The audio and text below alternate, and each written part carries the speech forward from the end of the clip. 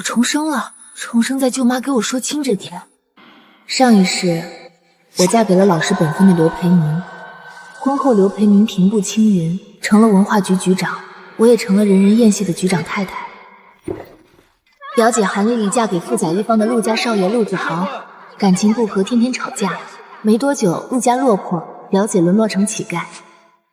蒋婉，凭什么你就嫁个好丈夫，过得比我好？是你抢了我的婚事，夺了本该属于我的福气，我要杀了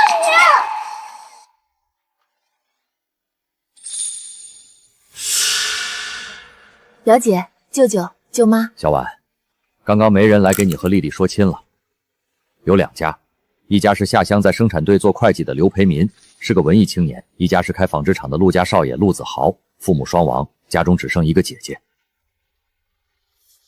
像陆家这样的富贵人家，大房子住，小轿车开，肯定是我们丽丽嫁过去。我不，我觉得刘家好。这一次，我要嫁给刘培民。这一次，难不成表姐也重生了？丽丽，你疯了吗？刘家好在哪里？他家老子乡下来的一大堆穷亲戚，刘培民是长子，家里下面还有5个弟妹。你嫁他，你是要过去给人家当老妈子的。咱关键还得看人。就因为刘培民是长子，他才有担当。虽然现在在乡里，但我听说他的文章写得很不错，等考了大学，很快就能返程。看人咋看啊？人家将来是好是坏，难不成会写在脑门上？我就能看。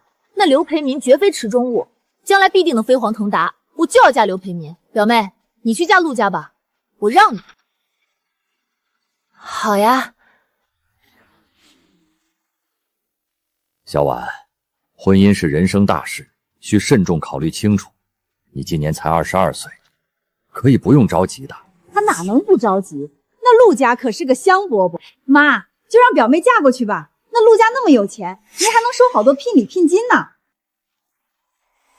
那陆子豪招蜂惹蝶，没过2年陆家就破产了。往后小婉有的是吃不完的苦，而我以后是人人艳羡的局长太太。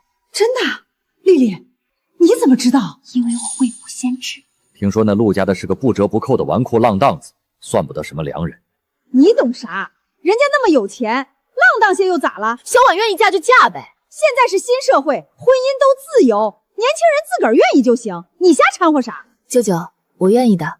我爸妈都没了，这几年全仰仗舅舅舅妈照顾，我的婚事理应你们帮着做主，聘礼聘金也该由你们收起。好，好，好，以后舅舅舅妈这儿就是你的娘家。表妹，你可知道有一句话叫同人不同命？咱姐妹俩往后可要天差地别了。多谢表姐换嫁。上一世，表姐只知道我做了官太太，享了荣华富贵，却不知我嫁给刘培民后，日日操劳，早早落下一堆病根。而刘培民能步步高升，都是因为我在给他铺路。这一世，我也有自己的一番打算，先从阔太太当起。姐，我不娶，我又不认识对方，我不结婚。我看了那江姑娘挺好的，咱爸的遗愿你必须完成。如果你不结婚，可以，那我没收你的车钥匙，你别想开车出门了。姐，娶还是不娶，你自己看着办。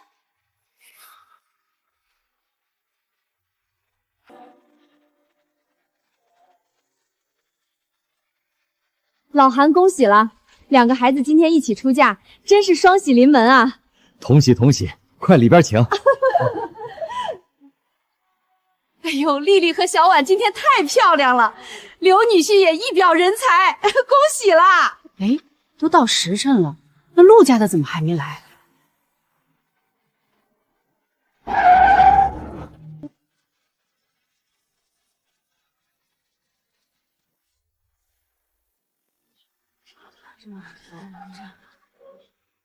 陆子豪，这就是我这辈子要共度一生的人。不愧是有钱人家的公子哥，长得比电影里的男主角还俊，忒好看。老韩，你真有福气啊！本该是丽丽的丈夫，结果被小婉这丫头给拱走了。妈，哎，我说笑的。子豪，接新娘子嘞！走吧。好。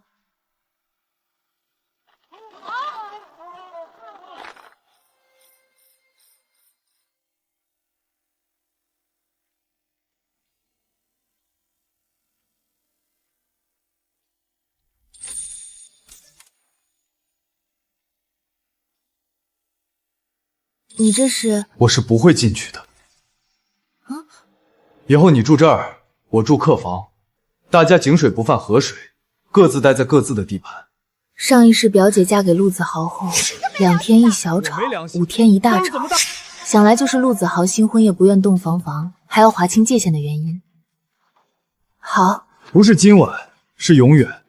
陆家太太该有的体面我会给你，其他你别肖想。要不是我爸的遗愿，也犯不着弄什么媒妁之言、盲婚啞嫁。你是陆家娶的儿媳妇，办好你的角色就行，别对我有任何期待和幻想。好，都听你的。他竟然一点也不哭不闹。没别的事，那我关门了。他这是在给我脸色。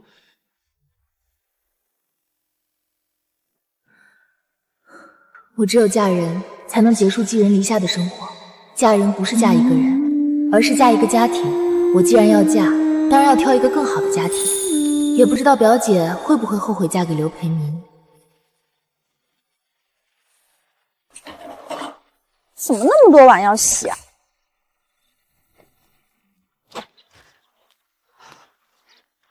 丽丽，洗完碗后记得洗衣服啊。衣服也要我洗？那不然呢？我们刘家的媳妇进门就是要做家务的。我在家都没有怎么干过活，不行！刘培民，刘培民，你给我出来！你喊什么喊？让你干点活还有意见了？妈，媳妇儿，今天是大喜日子，别吵。我不管，反正新媳妇进门了，我老婆子可以歇了。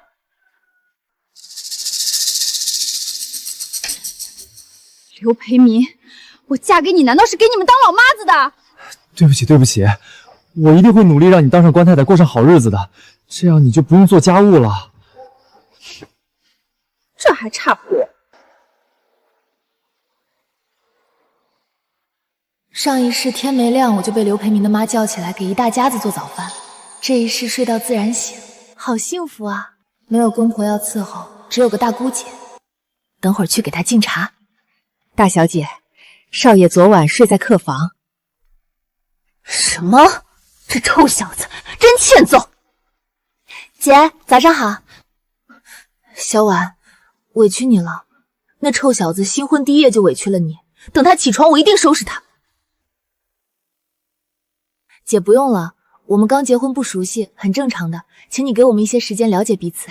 你太善解人意了，那臭小子能娶到你，简直是祖坟冒青烟。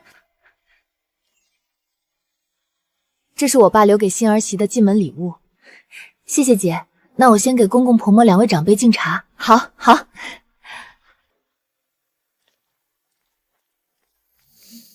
爸，按您的嘱咐娶了小婉，您总算如愿了。嘱咐？难道从一开始，陆家看中的儿媳妇就是我？姐，你也喝茶。好嘞。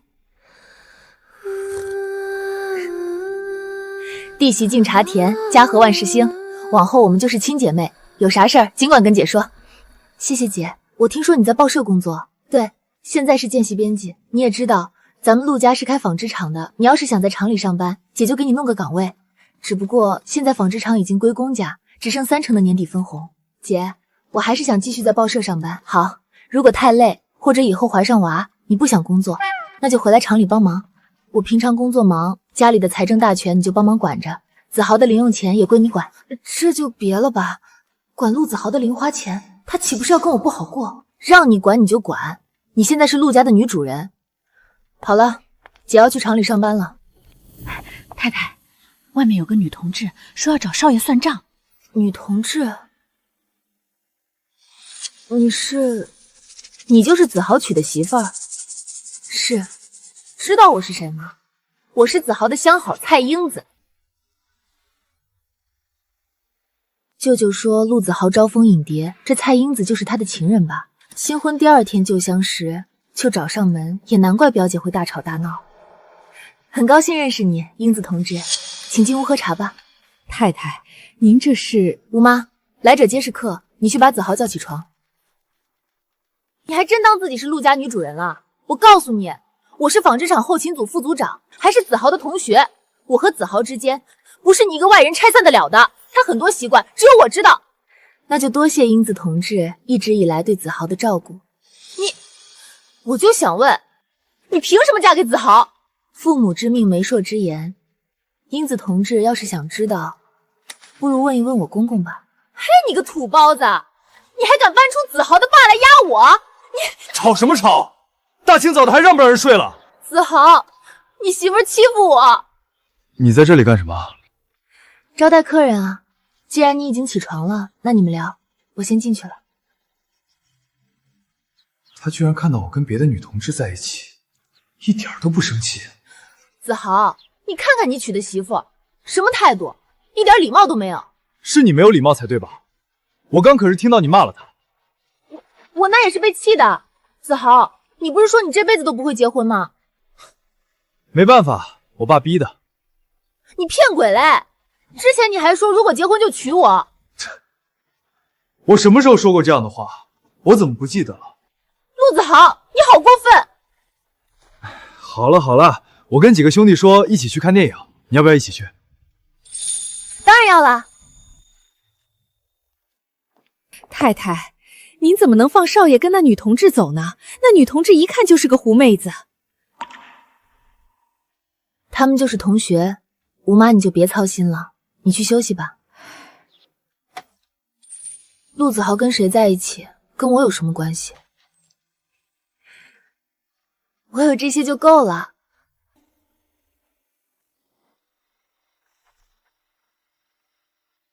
臭小子，你是不是忘了你昨天已经结婚了？这是怎么了？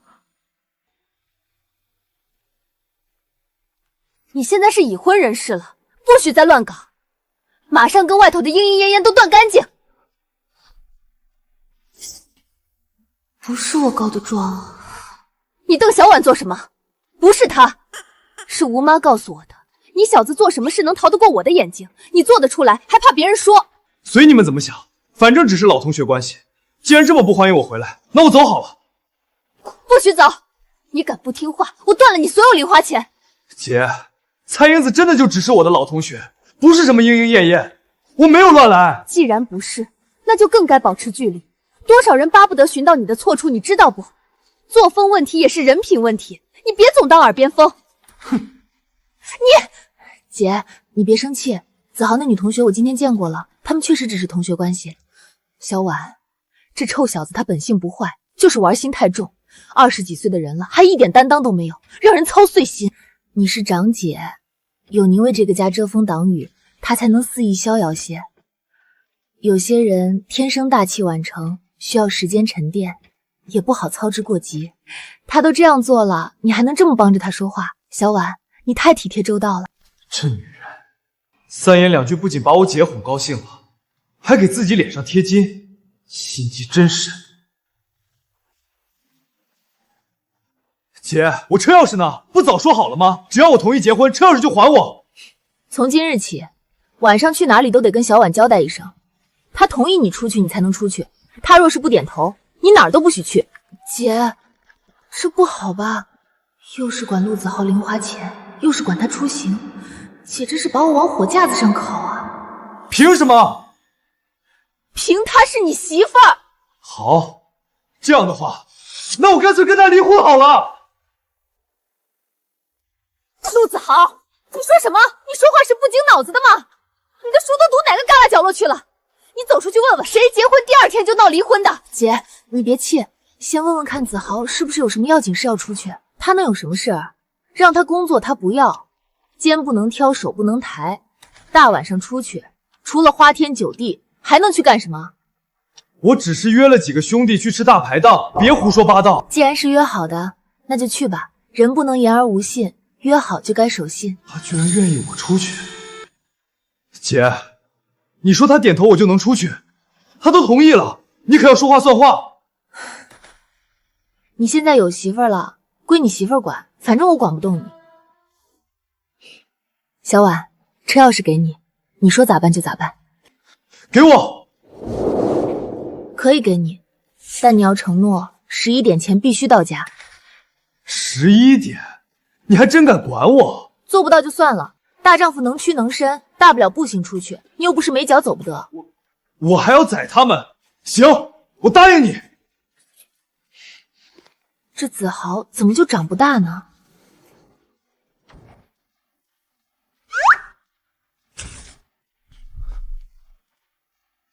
你在这儿干什么？等你。嗯？是我点头同意你出去的，总得确保你平安归来，不然没法跟姐交代。钥匙呢？给你，真是阴魂不散。好，那睡觉吧。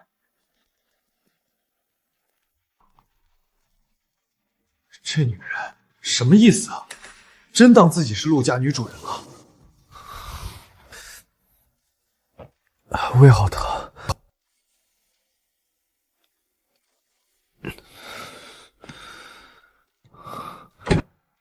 大晚上你不睡，你在我房间外面干什么？你胃疼，把这碗姜汤喝了。你怎么知道我胃疼？你一晚上都在翻来覆去，我睡在你隔壁，听得一清二楚。房间隔音效果这么差？你出去吃大排档，肯定喝了不少酒，会胃疼很正常。我就起来煮姜汤，趁热喝了会缓解胃疼。感觉怎么样？全身暖洋洋的，好像胃不怎么痛了。那就好，躺下吧，睡一觉就会好。要是还不行，你就叫我，我带你去卫生所看医生。别以为你这么对我，我就会对你另眼相看，不存在的。睡吧。没有反应，就这么走了？哎，我这张臭嘴，早知道不说了。其实他也没有那么坏吧？太太，大小姐给您准备了好些回门礼。这么多，大小姐说了，如果还缺什么，您告诉我，我去供销社买。不用了，不愧是豪门啊，回个门还准备了这么多东西。少爷还没起床，我去叫他。别，他昨晚胃痛，让他多睡一会儿吧，我自己一个人回门就可以了。那哪能行？哪有新娘子出嫁第3天回门自己回的？没关系啦，现在是新社会，不讲究这些规矩。太太真是善解人意，这少爷还不好好珍惜，就是个混蛋。要不我去雇辆汽车载您回去？不用，我舅舅家离这儿也不远，我自己走过去就行。吴妈，你回去吧。太太可真可怜，哪有一个人回门的？什么回门？少爷，你终于起床了。太太一个人回娘家去了。要知道新娘子一个人回门不吉利，您快赶过去。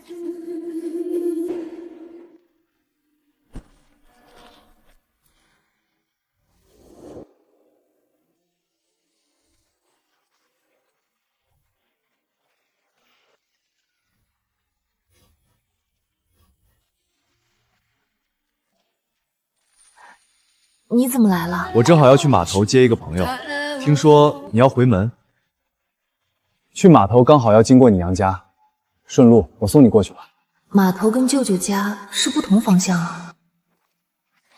还不快上车？哦，谢谢啊。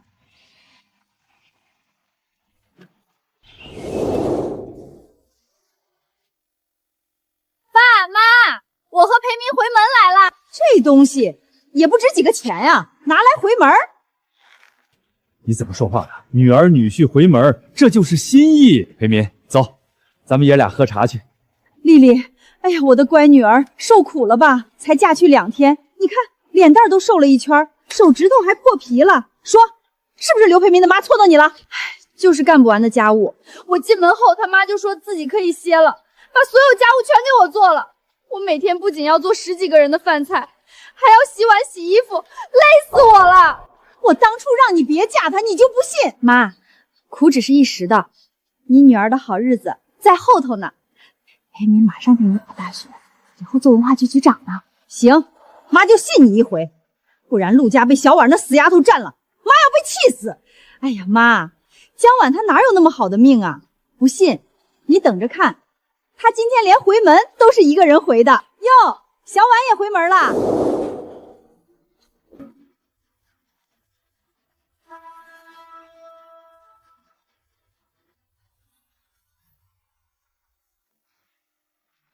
瞅瞅，咱小婉嫁了有钱人家就是不一样，瞅着贵气的很。是啊，才嫁进去2天，你看穿着洋气的不得了，一看就是有钱人。你不是要去码头吗？算了，我陪你一起进去吧。江婉这死丫头，还真是飞上枝头变凤凰了。还有这陆子豪怎么也会来回门？上一世他可是一次都没踏进过我娘家的门槛。咱家的俊姑爷来喽！快快快，里头请。哎呀，舅舅、舅妈，舅舅舅妈，小婉、子豪，人来了就好，怎么带这么多礼品？带多点才好。我来看看有什么。带了茶叶、水果、腊肉、饼干，还有一瓶洋酒，都是大姑姐安排好的，让我带过来给舅舅舅妈的。大户人家就是不一样，连回门礼都这么丰盛，都是稀罕玩意儿。瞅瞅，还有洋酒呢，一瓶就要100-200。哇，都是好东西，比刘家的鱼干和菜好多了。妈，我拿进屋放着。子豪，进屋喝茶。舅舅，子豪他还……好，喝茶。今天的他怎么跟前2天的不一样？小姨子，刘培民是我上一世的丈夫。上一世我嫁给刘培民，他虽老实本分，却是个实打实的大男子主义者。他把家当旅馆，把我当免费保姆，常常用他要写文章、要晋升的理由来躲避我做不完的家务和孩子的哭闹。表姐夫，我们是不是以前就见过？我总感觉你有些眼熟。他不会也有前世的记忆吧？阿敏，你杵在外头干啥？阿敏，你杵在外头干啥？江婉，你结婚了，能不能别总盯着别的男人瞧？表姐，你误会了，我跟表姐夫算是第一次正式见面，打个招呼而已。打个招呼用站得这么近吗？江婉，我知道我家阿敏很优秀，可惜她已经是我的了。是，表姐夫一表人才，表姐嫁给表姐夫，那真是什么锅配什么盖。江婉，你几个意思啊你？哦，是不是新婚夜表妹夫不跟你同房，你就嫉妒我和你表姐夫恩恩爱爱呀？被我说中了吧？江婉，我就说咱们同人不同命吧，你往后的苦头可要吃不完了。回门日不能吵架，我忍。表姐怕是要说笑了。江婉如今是陆家太太，有大房子住，有轿车坐，还有零钱花，哪来的苦头吃啊？江婉，你呀就是太低调了，怎么也不跟表姐表姐夫说说陆家的好生活呢？等会儿他们还以为我虐待你了。哼，鬼信呢！别以为你们做出一副恩爱的模样，我就不知道你们新婚夜没在一起睡。没有的事儿。表姐，你怎么对我和江婉的事儿这么清楚啊？我记起来了，我和江婉办喜事那天，也是你和表姐夫办喜事的日子。表姐夫，难道那一天表姐没和你在一起，反倒在我陆家外面等着打听消息？陆子豪这张嘴还挺会气人的。陆子豪，你怎么老是维护江婉？她是我媳妇儿，我不维护她，我维护你啊！妹夫，你也误会了，咱们是一家人。舅舅叫咱们去喝茶。好。韩丽丽，你什么意思？我只是跟你表妹打个招呼，你至于吗？现在好了，得罪了陆家，我还怎么申请知情返呈？申请返呈关他们什么事儿？跟你无话可说。还敢瞪我，胆子肥了啊！这个陆子豪这一世怎么怪怪的，居然还维护江婉？他不应该天天跟江婉吵架吗？子豪、培民，多吃点，尝尝小婉的手艺。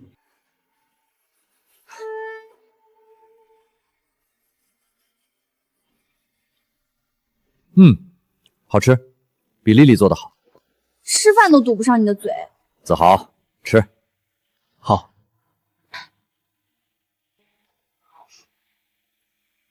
哇，我已经好久没吃腊肉了。那是小婉带来的。哼，嫁给有钱人了不起啊，顿顿有肉。是没什么了不起。表姐，你嫁去乡下，乡下有自家养的土鸡和猪，那肯定更新鲜更好吃。那是肯定的。谁知道刘家一穷二白，什么都没有。嫁过去2天，我一块肉都没吃到。丽丽，既然有土鸡和猪肉，你怎么回门不带点那种好东西过来？妈，我家阿敏以后是要做文化局局长的，到那时候什么土鸡猪肉都是小东西，我们带爸妈去吃山珍海味，你说是吧？阿敏？是。好，妈可就等着享你们的福了。文化局局长，听起来是挺威风。不过表姐夫，我听说入职门槛不低，好像对学历有硬性要求吧？你似乎只上到高中，这规划具体打算怎么实现呢？要你管？等阿明返程考上大学，自然就能当了。不像某些人，家底都快败光了，过不了多久就要破产沦为乞丐了。表姐，饭吃进肚子里，话可别烂在嘴里。陆家怎么样，还轮不到你一个外人来妄加评判，诅咒定性。饭吃进肚子里，话可别烂在嘴里。陆家怎么样，还轮不到你一个外人来妄加评判，诅咒定性。至于考大学当局长，表姐这饼画的倒是又大又圆，只是不知道是准备让刘家那几间漏风的土坯房去考，还是指望你从娘家带过去的嫁妆箱变出学费和通天的人脉。这一世没有我江晚前世熬夜为你写稿，散尽人脉为你铺路，我倒要看看，仅凭你刘培明自己如何迈过这返程的第一步。你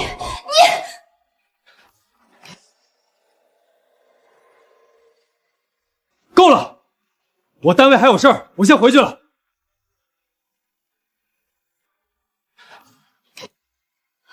阿敏，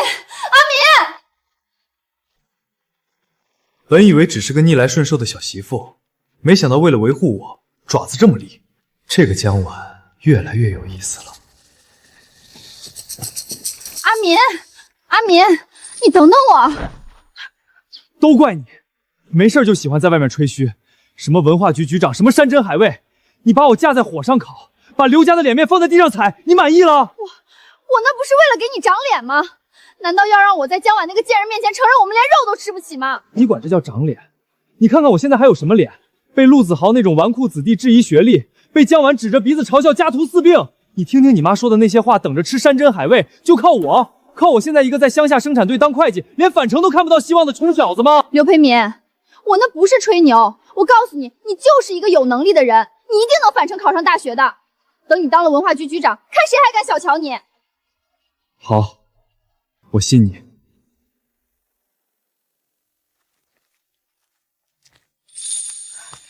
太太，你多吃2口包子啊。我吃饱了，我得赶紧上班去了。少爷一大早就出门接朋友去了，要不然他能送你去，给你去干一看。不用，吴妈，我先走了。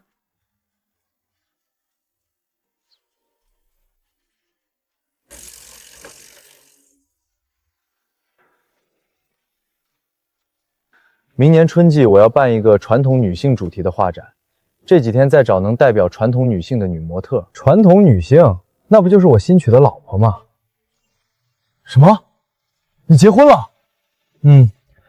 我爸生前定下的，我姐硬逼，我没办法，刚结婚半个月。陆子豪，没想到你这小子也有今天。以前我以为你会追求轰轰烈烈的爱情呢，没想到回了国你还弄上了包办婚姻。别提了，反正我跟他井水不犯河水。嫂子长得怎么样？漂亮不？还行吧，你不是接下来住我家吗？回去你就能见上。那我倒要看看是什么样的女同志能跟咱们陆大少配一对。闭嘴吧。行，我去买包烟。还是改不掉你画画要抽烟的毛病。什么毛病？那是我的灵感好吗？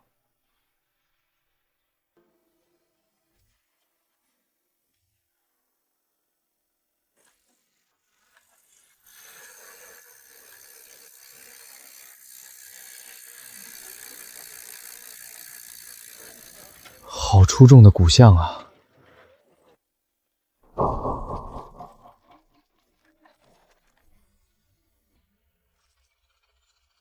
同志，等等，你干嘛？我是学油画专业的画家，最近在找能代表我国传统女性的女模特。我看你面容温婉俏丽，气质出众，我想邀请你来当我的模特，不知道你愿意不？不愿意。等一下，女同志，我可以给你报酬的，100块钱，你考虑考虑吧。不用考虑，不好意思，我真的没兴趣，你还是另寻他人吧。好可惜呀，这女同志的长相真的很有代表性，嗨，没缘分。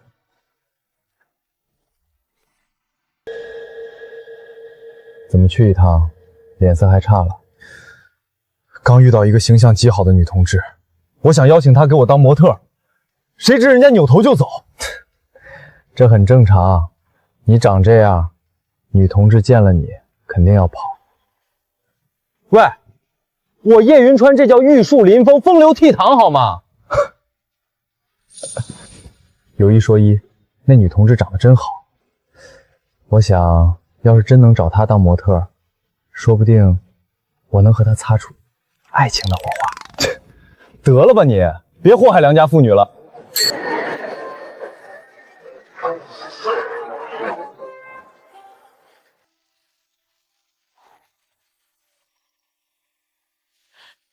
江晚，表妹，是我呀，丽丽。表姐，你怎么在这儿？先别问，冷死我了！快，麻利进去整一杯热水给我。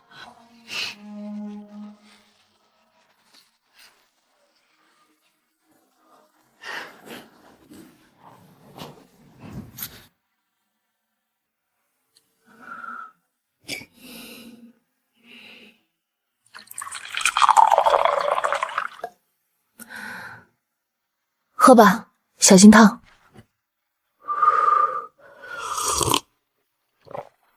这玩意儿哪来的？大姑姐的朋友寄来的，她用不着，就转送给我了。陆子欣不是很傲慢吗？居然对江晚那么好，我不信，肯定是江晚像狗一样卑躬屈膝讨好来的。江晚，你看看，这都是你表姐夫写的。这是要干嘛？你姐夫听说你在杂志社工作，让你想法子给他多发表几篇散文，稿费可以少一点，但出版后必须给多几本杂志，他有特殊用途。这刘培云还是跟上一世一样，写的东西干巴巴的。他虽有高中文凭，但文字功底不怎么样。上一世他就靠拿我的稿子署上自己的名去发表，才让上级领导喜欢而提前返程。这一世没有我，他还能讨好领导，步步高升吗？表姐夫会写作，直接投稿就是了，怎么还需要来找我？你把这些散文带给你表妹，让她帮我出了。为什么？你自己不能投稿吗？我已经被退了好几次稿了。你要知道，我上级领导识字不多，所以他很喜欢能写文章的人。只要我能把文章发表在报纸或者杂志上，我的返程名额就能搞定。到时候咱们就能回城里生活过好日子了。这不就是看你有门路，比自个儿投稿快吗？不会是在别处被退稿了吧？没有的事儿。你表姐夫写的肯定不会差，你给安排过稿，快些印刷出来。表姐，杂志上的稿子都得主编审查，总编点头过稿才能最终发表。我只是这里的一个临时工，做不了领导的主。你在这儿工作肯定能说得上话，你不也经常写文章发表吗？哪有那么难的？表姐，我发表的文章大多都在报纸上，并不是这边的杂志。好你个江晚，我让你帮忙，你推三阻四，我看你就是存心不愿帮我们。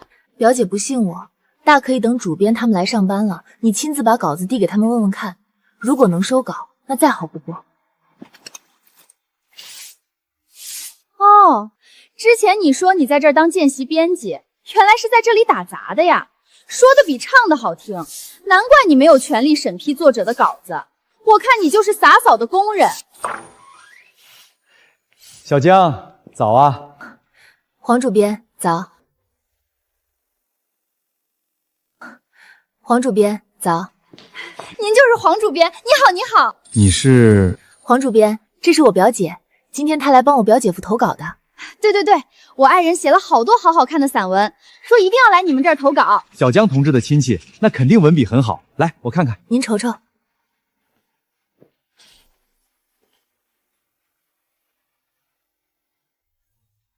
黄主编，怎么样？是不是写的挺好的？好个屁！词不达意，狗屁不通，写得一塌糊涂，根本看不下去。这怎么可能？我家阿明可是高中文凭，认识很多字的。不信你问问江晚。认识字有什么用？散文要有情感。你看看他写的什么玩意儿，只会写景，情感匮乏干瘪，浪费笔墨而已。那江晚的文章怎么能发表？你爱人能跟小江比吗？小江写作水平极高，鉴赏能力强。切，我还以为是小江亲戚送来的稿子，会是好稿子呢，真是浪费我时间。表妹，你看你表姐夫辛苦写的文章。表姐，黄主编已经说得很清楚了，没过稿就是没过稿。你也知道我就是个打杂的，做不了主。要不你去别家问问。没有我的帮忙，我倒要看看刘培民还有什么法子讨好领导，得到返程名额。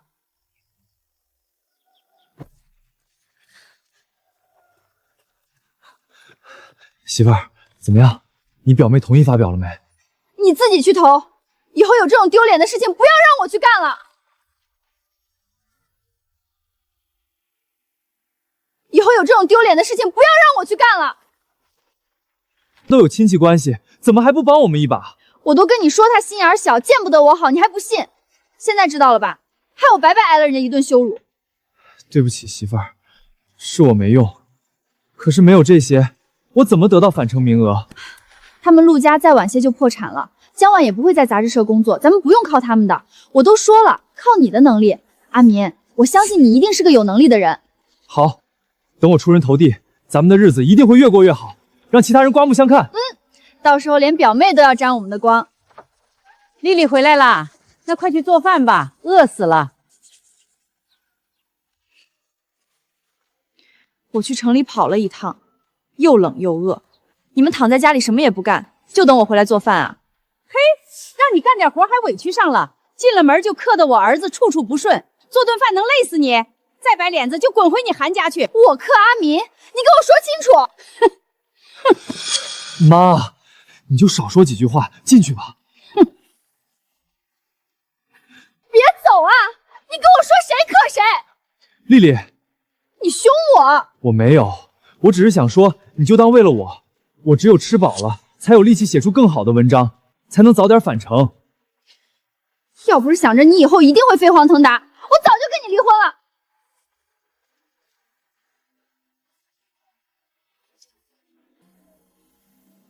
这兔崽子又出去哪里鬼混了，一整天都没回来。子豪说去接一个留洋回来的朋友，哼，都是猪朋狗友。姐，多吃点。你吃吧，我没什么胃口，喝点汤就行。怎么了？是厂里发生了什么事吗？最近厂里没什么订单，货积了好些，仓里都搁不下了。今天开会的时候，几个组长吵了起来，闹得挺难看的。我打算北上，看看能否争取几笔大订单，缓过年底这道坎儿。北上？上一世我听表姐说过，入冬后陆子欣北上拿了大订单，可人不在城里，纺织厂的内外仓库突然着火，由于救火不及时，导致厂里损失严重，几个大订单赶不出来。随后有人趁机发难陆子欣，逼他辞退职位。姐，必须北上吗？副厂长朱贵才建议我去。北方快入冬了，接下来市场的毛衣需求量应该会增多。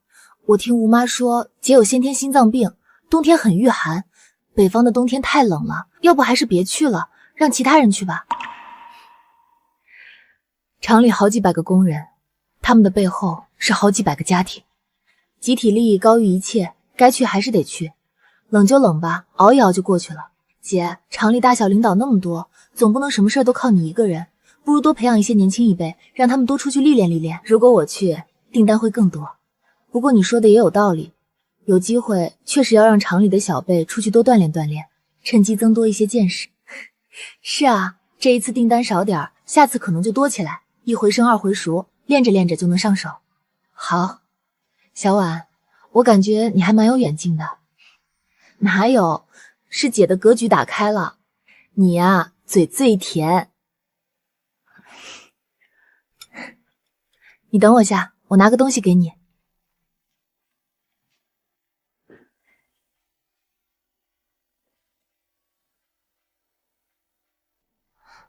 这里头是什么？是爸妈给我和子豪攒的银元和金豆子、金瓜子，也叫福气罐。那我不能要，这东西一般都由家里的长媳保管，为下一代继续攒福，交给你最合适，而且迟早得交到你手上的。既然说到这份上，那我就收下了。此时的我们万万没想到，这个福气罐成了陆家东山再起的关键宝贝。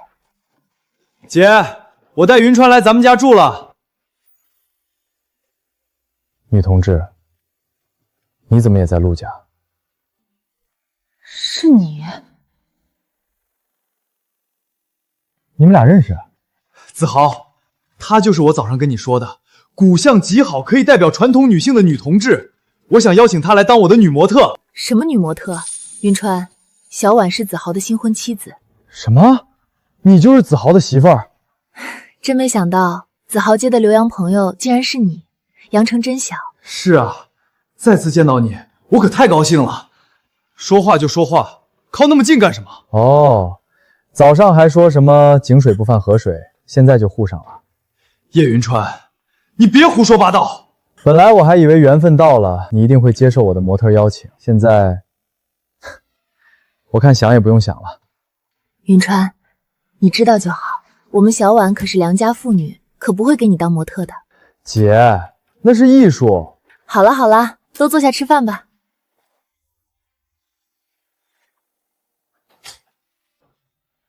嫂子长得这么美，要我说，子豪你还是赚到了。你居然还跟人家分居，你太不识好歹了。不然你跟他离婚，我来娶。你敢？不知道什么叫做朋友妻不可欺吗？那怎么了？反正你又不疼惜人家，让人家独守空房，我这叫做怜香惜玉，资源优化配置。你少在这里胡说八道，我不准你对他有任何非分之想。我故意激你两句，你着急成什么样？子豪，我看你对嫂子上心了吧？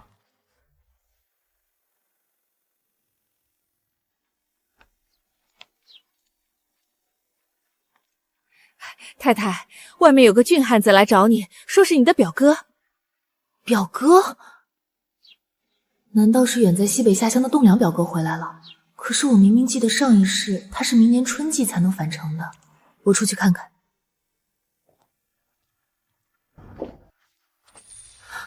表哥，小婉，上一世我过得不如意，我有大表哥时不时偷偷接济我，把我当亲妹妹一样看待。别哭，表哥回来了，以后有表哥给你撑腰。不，我是高兴，高兴你总算回来了。你一个人回来的吗？按照记忆，这时候表哥在西北已经有了对象，可惜舅妈看不起表哥对象是农村人，不让他俩结婚。不瞒你说，我有个西北对象叫李香妹，这一次返程也将她带来了，我准备和她结婚定居阳城。可我妈不接受她，刚还要把她赶出门，我不知道该怎么办。听我爸说你嫁在陆家，我就找过来了。舅妈怎么能这么过分？表哥，我现在跟你过去。好。怎么了？这位是？表哥，这就是我的爱人陆子豪。子豪，这是我表哥韩栋梁。妹夫好。你们这是要去哪儿？我表嫂跟表哥从西北返程过来，舅妈不接受表嫂，要把表嫂赶出家门。我正要过去劝说。我送你们过去吧。嗯？以我对你舅妈的了解，可能会是一场大战，我去凑凑热闹。你说什么呢？表哥走吧，坐汽车更快。一个乡下女人也配登我们韩家大门？李香妹，我告诉你，别妄想嫁进我们韩家。我们栋梁返程了，马上就有好工作等着她，以后还有大把城里姑娘任她挑。你一个又穷又土的土包子，赶紧滚吧！可是栋梁哥说了，这辈子非我不娶。他那是被猪油蒙了心，在乡下插队苦闷，拿你解闷儿罢了。你还当真了？快滚！再不滚，别怪我不客气。住手！别怪我不客气。住手！小妹，对不起，都是我没用。栋梁哥，妈，你这做的也太过分了。我不在，你居然直接把人赶出去。我不赶他出去，我还留着他，让他吃咱家大米。反正没有我点头，我是不会让他进韩家大门的。舅妈，您这话说的可不对，之前您给我说亲的时候可是说了，现在新社会提倡新风向，讲究婚姻自由，您这样为难他们，传出去怕是不好听。那能一样吗？给你说的是富裕家庭，你算是高攀了。她一个乡下丫头能比吗？再说了，这婚姻自由也得讲个实际，她连户口都落不下。妈，栋梁哥，婶子说的也是实话，我配不上你，我还是回西北吧。小妹，舅妈，你真的太过分了！哼，俊姑爷，快进屋喝茶呀。不必了，这种捧高踩低的茶，我可喝不起。小妹，不要走。栋梁哥，我长这么大还是第一次离开大山，能跟你出来一趟，我已经很满足了，其他就算了吧，我们有缘无分。我当初上山掉队，如果不是你救了我，翻山越岭把我背回知青点，哪里有现在的我？是我没用，对不起，你别着急走，我们再想想法子好不好？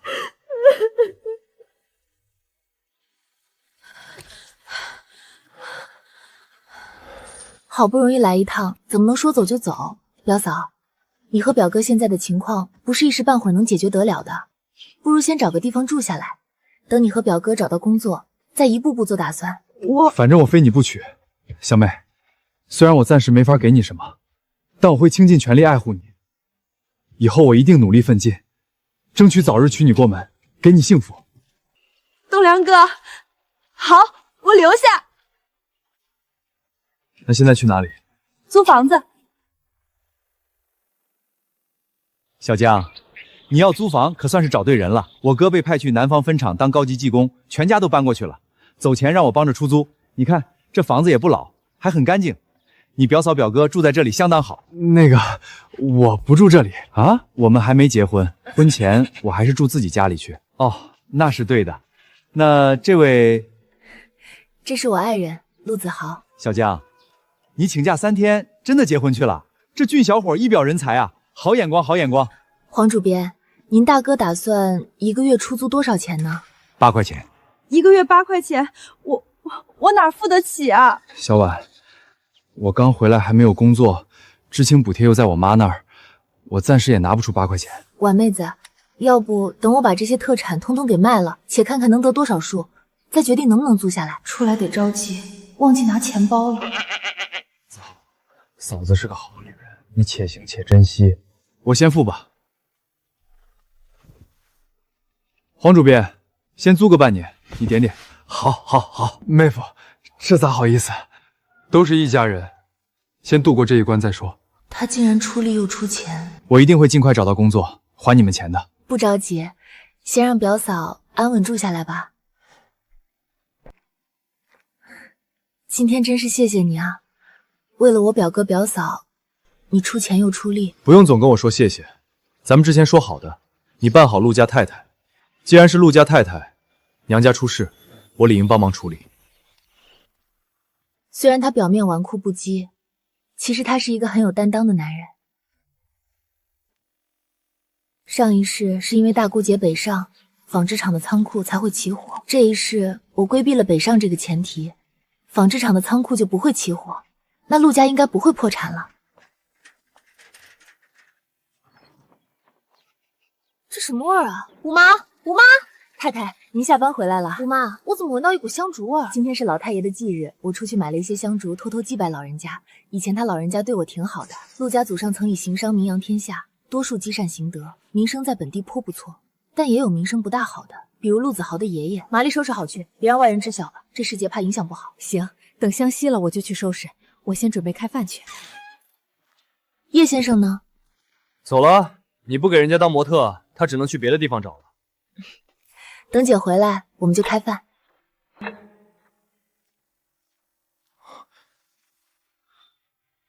平常大小姐都是6点就回到家的，今天怎么快7点了还没回来？可能加班吧。加班也没有这么晚的，不会出什么事了吧？上一世陆家就是在这段时间出了事，可我已经改变了大姑姐北上的前提，应该不会历史重现了吧？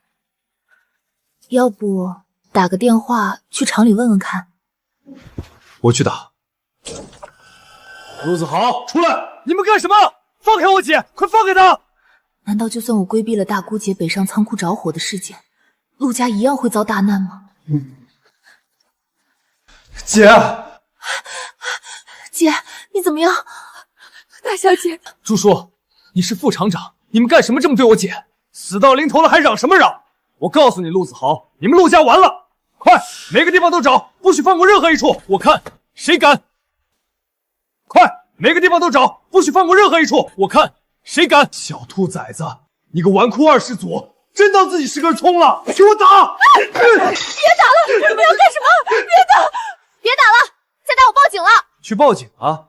陆子欣在厂里做假账贪污，中饱私囊，公医私用，上级组织早已经对他不满，他还在家里大搞封建迷信。等警察来了，看陆子欣要不要坐牢。胡说，我姐不可能这么做。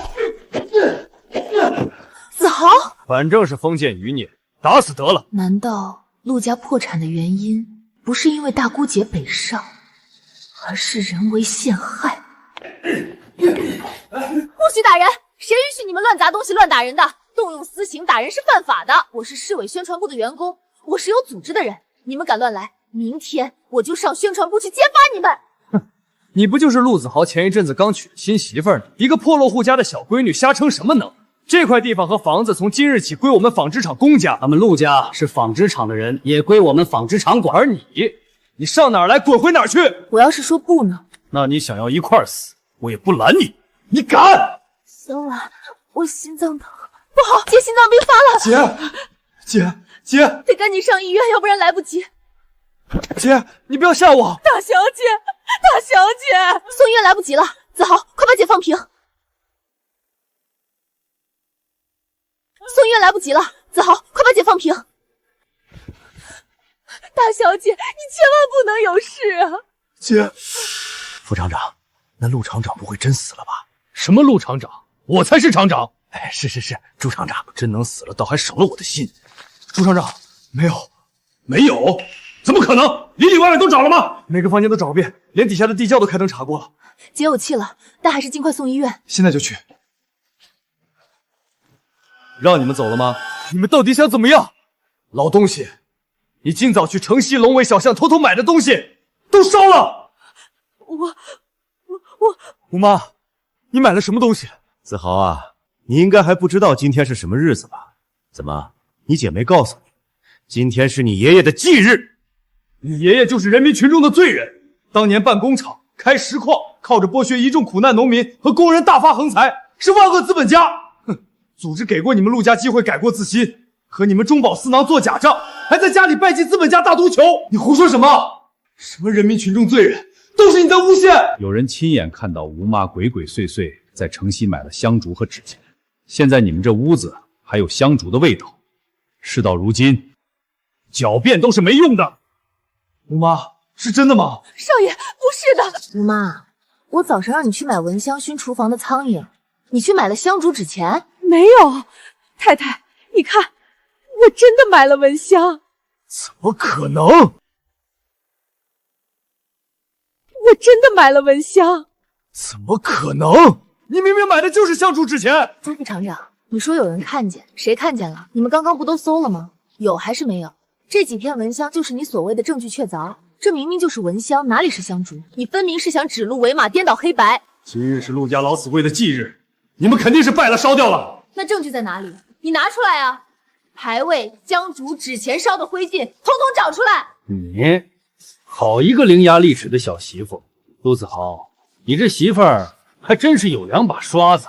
现在什么都没有，请让开，我们要去医院。不行，陆子欣是纺织厂的，厂里的假账别想赖掉，不能走。好，我大姑姐是有心脏病的，万一出了什么问题，我就去上头举报，我看你这个厂长还有没有命当！你还敢威胁我？你敢动他一根毫毛试试？你只知道我是吃喝玩乐的纨绔，但不知道我在国外留学跟外国人打斗有多狠啊！反正从现在开始，早在解放那会儿，这大宅子就不姓陆了。要不是你们那个爹会慎时度势，适时交出厂子和其他房产，连这宅子都留不住。这是厂里的房，你姐当不了厂长了，这房也就跟你们没关系了。不可能！姐脸色越来越白，救姐要紧。好，房子归厂里，可我们家的东西不是，我们即刻搬。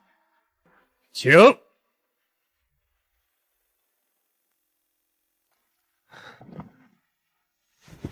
祖宅以后我们想办法要回来，我们会再回来的。走吧，先上医院。为什么一夜之间陆家就没了？都怪我，都是我没用。这些年一直只吃喝玩乐当二世祖，完全不了解厂里的情况，让姐受苦受累。少爷，医生，我姐怎么样了？很危险，好在抢救及时，命算是保住了，但不能再有下次。接下来好好休养吧。好。医生，那要多久才能出院？起码要半个月，去缴费吧。我去缴。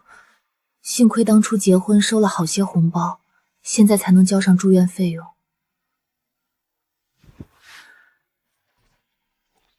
太太，你回来了。少爷一夜没睡，刚刚困得趴着就睡着了，这样子倒像小时候了。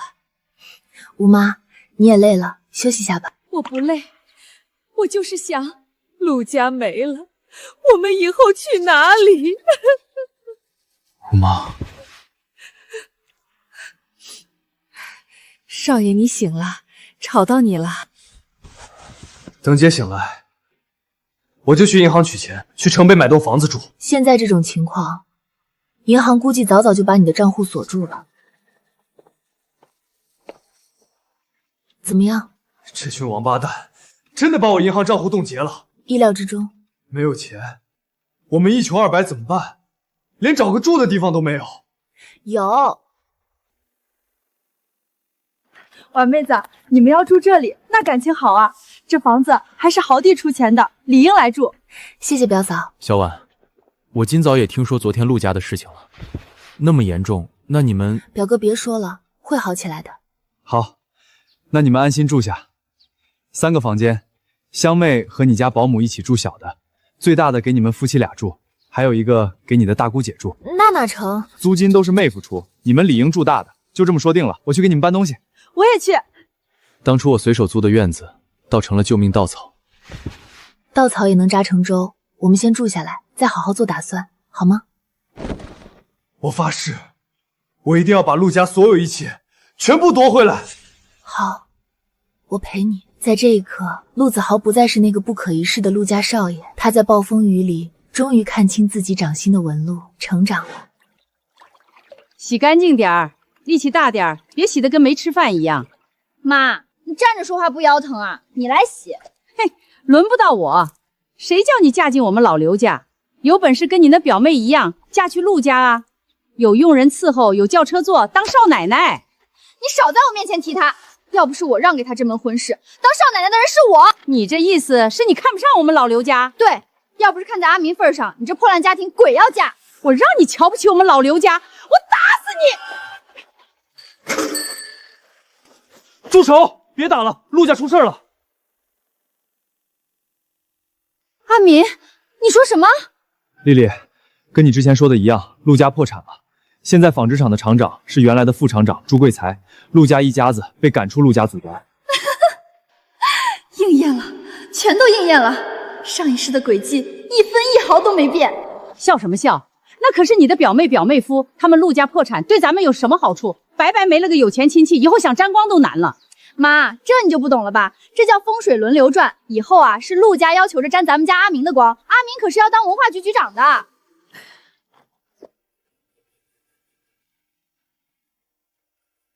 姐，医生说了，心脏病人最忌情绪激动，要静养，药要按时吃，1个月后去复查。知道了，小婉，这些日子辛苦你了。不辛苦，接下来的日子我们就先租住在我领导黄主编他哥的房子里，那就是这里。我表嫂把主卧让出来了，姐住东屋，阳光最好。大姐回来啦！表哥表嫂，这是我大姑姐，姐，这是我表哥表嫂。你们好。我买了条鱼，今晚是除夕夜，我们来一家团聚。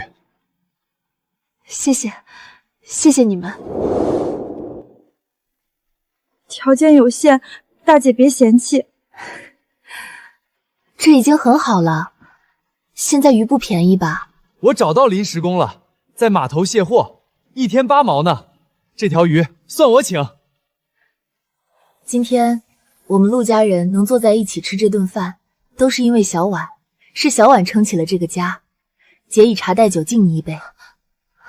姐，别这么说。该说的。子豪，你娶了个好媳妇儿，新的一年你得扛起这个家，不能再让女人挡在前面了。我发誓，我会扛起这个家，守护好你们。我干了。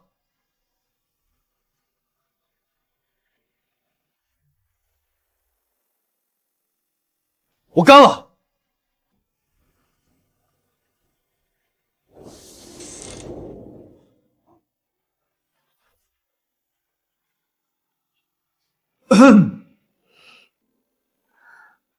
怎么了？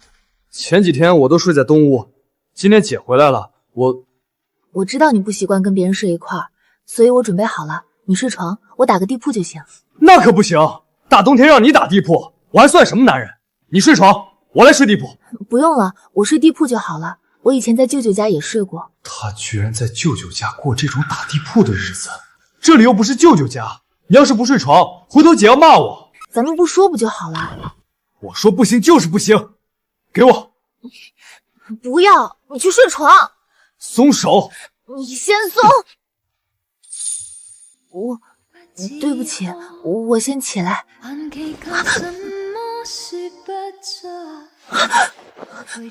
对不起，我不是故意的。咱们不争了，一起睡床上吧。江晚，新婚那晚的话，对不起，我收回。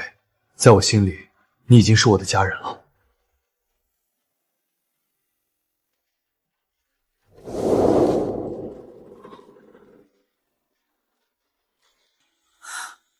我怎么会跑到陆子豪的怀里？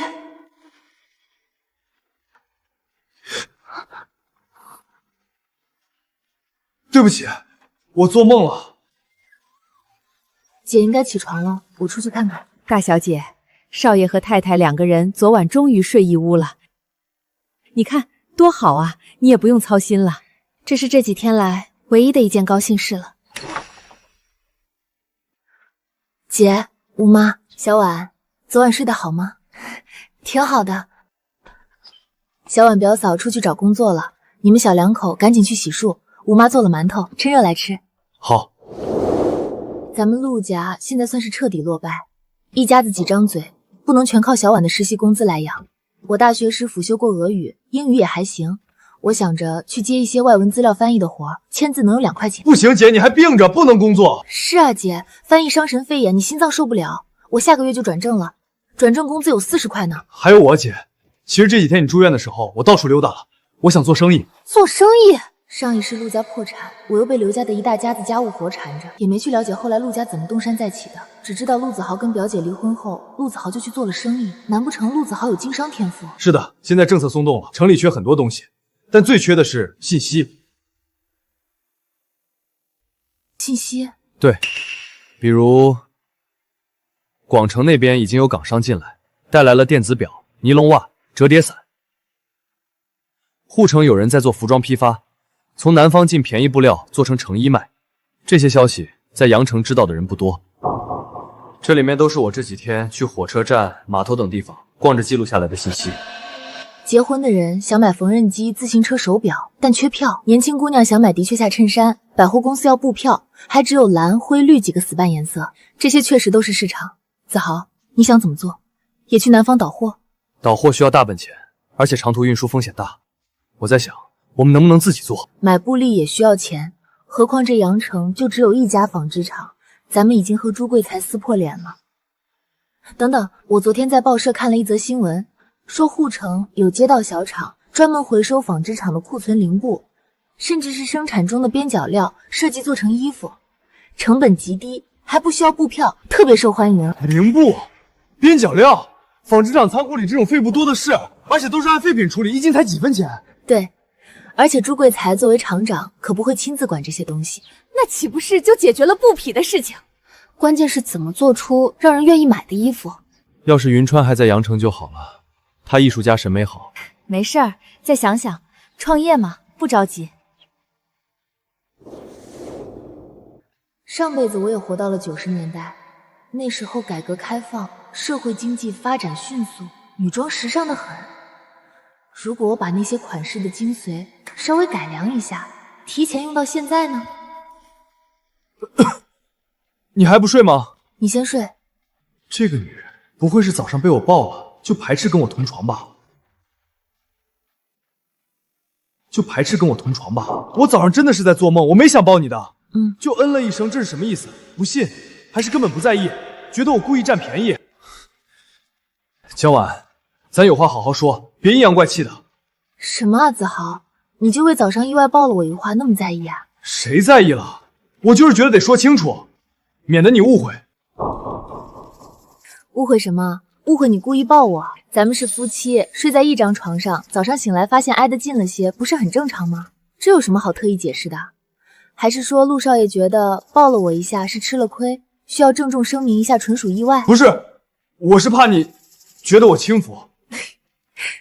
子豪，我们现在是夫妻，是并肩作战的伙伴，是一家人。一家人之间不用为这样的小事紧张，以后顺其自然就好。你说的对，顺其自然。你在写什么东西？报社的稿子？你在画样衣？对，这是我刚画出来的，你看看怎么样？这件领子方方的，好特别啊！而且腰提的这么高，这叫小方领，显得人精神。高腰设计显腿长，配上大裙摆，走起路来肯定好看。我打算用染花了的红白波点的布去做，你觉得怎么样？好看的。还有那种颜色不均匀的蓝色劳动布，正好年轻人喜欢模仿工人装，我们可以做成收腰的工装外套或者背带裤，加点刺绣或者铆钉装饰。小婉，你的想法很好，我支持。太太画的这衣服真俊，我要是年轻20岁，我也想要一件。可就算成本低，我们也得先有钱买布，找人裁缝再拿去卖，启动资金至少100块。钱，我可以去找以前的朋友借。不行，那些酒肉朋友看你落魄了，不踩一脚就算好，谁会借钱？要不把我那个银镯子当了，以前老太爷赏的。那哪成？吴妈那是你的贴身之物，不能当。100块，我有100块。小婉，你是说福气罐？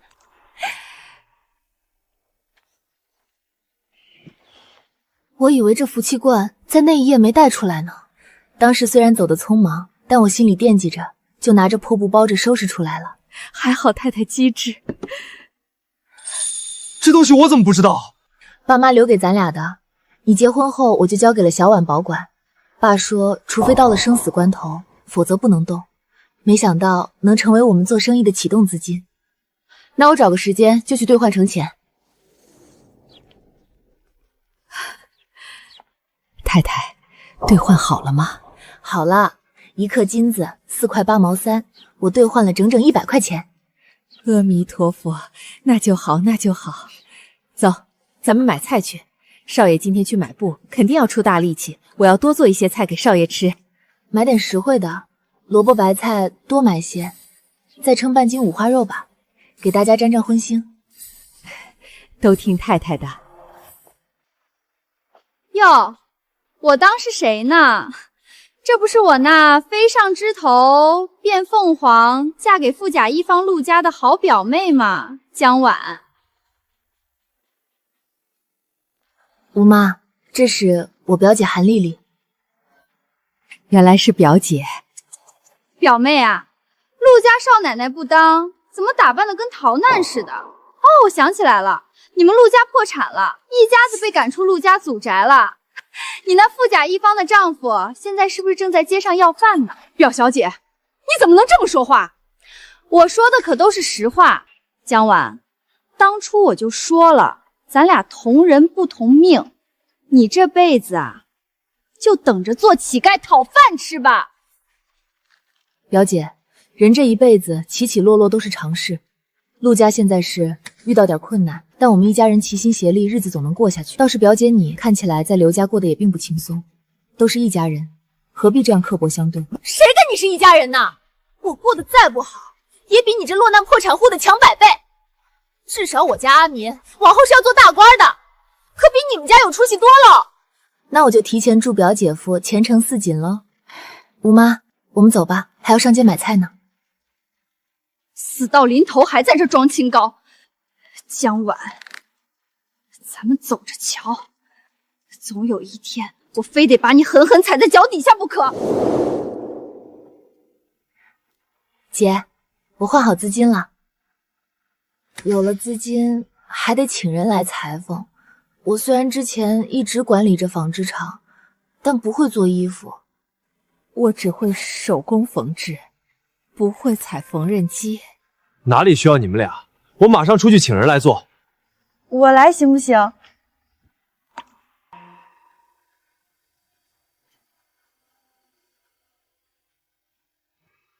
我家穷，几年都买不了一件新衣服，我就经常拿别人不要的衣服去改成自己能穿的。我现在没有工作，这家里头也帮不上什么忙。然后我看黄家也有一台旧的缝纫机，要不我先试着做一套看看。表嫂，那真的太谢谢你了。表嫂，那真的太谢谢你了。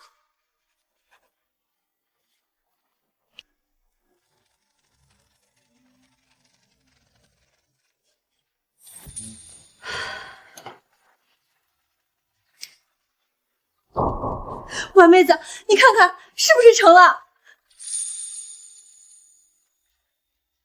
哇，做出来的食物好好看啊！表嫂，你的手艺真好，我拿去给姐看看。姐，你看看，表嫂做的连衣裙好了。好看，针脚密实，颜色鲜艳，款式时髦，就是不知道穿上去怎样。太太年轻，身材又好，不然让太太试穿一下。我吗？婉妹子穿再适合不过了，我做的时候就是对着婉妹子的型号做的。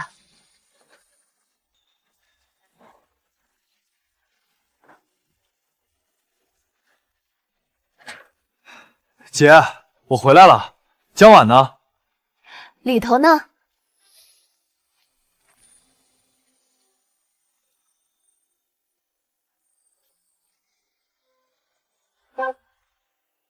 哇，太太穿上这红裙子也太漂亮了，跟画报上的电影明星似的。小婉平常都穿的素净，这猛地一换，太合适，太好看了。我就说婉妹子很合适吧，这穿出去，保管是咱们这条街，不是咱们整个阳城最靓的女人。江晚，你。江晚，你怎么了？这是用那块染花的波点布试做的，姐说想看看试穿效果，我就穿了，是太奇怪了吗？不奇怪，一点不奇怪，不对，是好看，特别好看。姐，你看见没？咱们这衣服穿在人身上是这种效果。何止是看见，子豪、小婉，我有个想法，这裙子单挂在架子上，或许只是样子新奇，但穿在小婉身上就完全不一样了。她活了。她告诉别人，穿上我，你就能这么美，这么有精神。姐的意思是，模特效应？就是这个意思。咱们不能光靠图纸和口说，得有真人穿上，让人看见实实在在的效果。小婉，你就是咱们最好最活的招牌。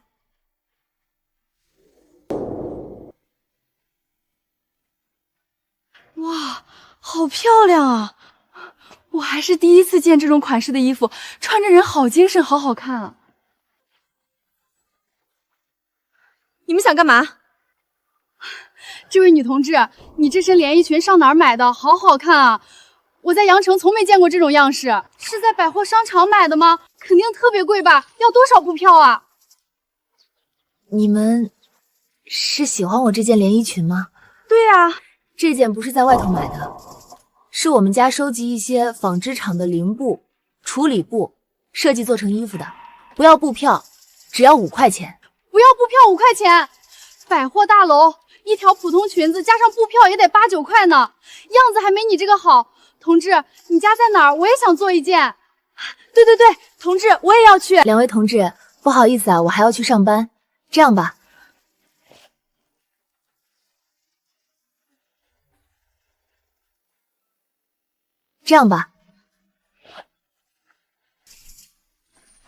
城北桂花胡同38号。我们不设店面，主要是接受预订。你们如果有空，可以下午过去看看我们其他的布料和样子图，量一下尺寸，喜欢什么款式，我们都能做。好，我下午就去。我也去。不过我得提醒一下，布料都是零散的，同款可能没那么多，先到先选。明白，谢谢同志。我也要个地址。我也要。好，一个一个来。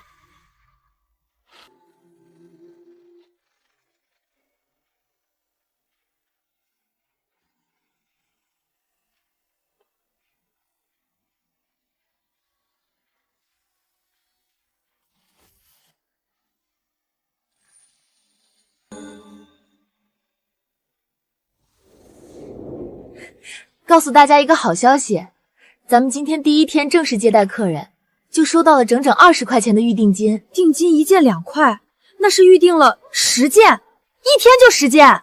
是啊，没想到红裙子一下子预定出去5件，还有好几个想要新款式。还好我昨天画了好些图。姐，快说说，定金之外的布料款和总价算出来没？算出来了，这10件衣服总价加起来是74块5毛。扣除我们今天买新布料的成本8块3角，再扣除预估的工钱和现扣等，这10件衣服全部做完交付，咱们大概能净赚40块钱左右。40块，这相当于一个熟练工人1个多月的工资了。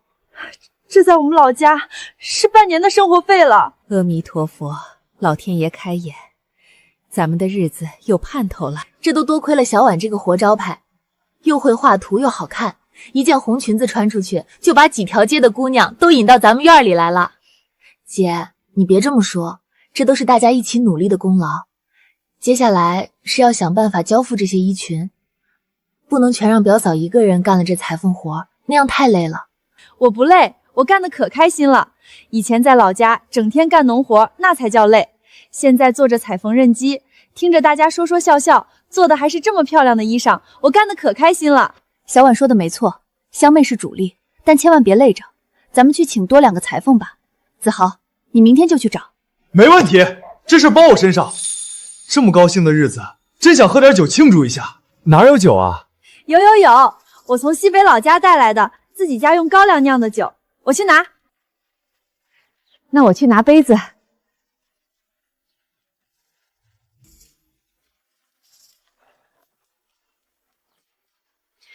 之前是想带去送给栋梁父母的，没送出去，不过现在也派上用场了。表嫂，这酒闻着真香，大家喝点，高兴一下。干杯！干杯！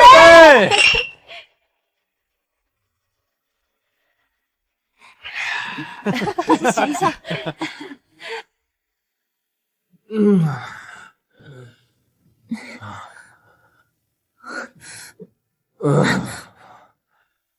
喝，继续喝。你小点声，姐他们睡下了。才喝了几杯就醉成这样，你这还是整天吃喝玩乐的玩路少爷吗？我去给你倒杯水喝。你干嘛？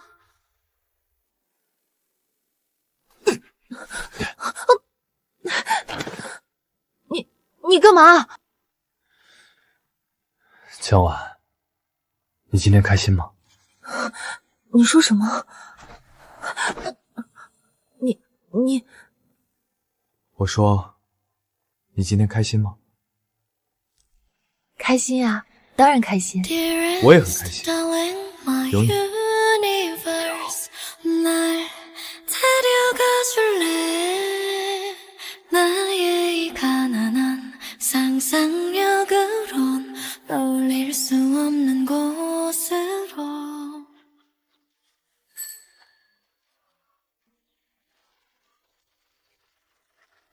阿民，怎么样了？稿子过了吗？没有。这到底怎么一回事啊？你不是有高中文凭，写作能力很好吗？难不成你真的写得很差？不，我的意思是说，咱们申请返程名额也不是只靠文章吧？是不是也有别的路子走？例如，给领导送送礼啊什么的。你说什么？送礼？对啊，反正都是要让领导喜欢你。对，我记得我领导喜欢喝酒，如果送酒给他，他喝得一高兴，肯定就给我返程名额了。可是酒那么贵，咱们也买不起啊。这有什么的？你忘了，回门那天，江晚送了我爸妈一瓶100块钱的洋酒呢。等着，我现在就回娘家要去。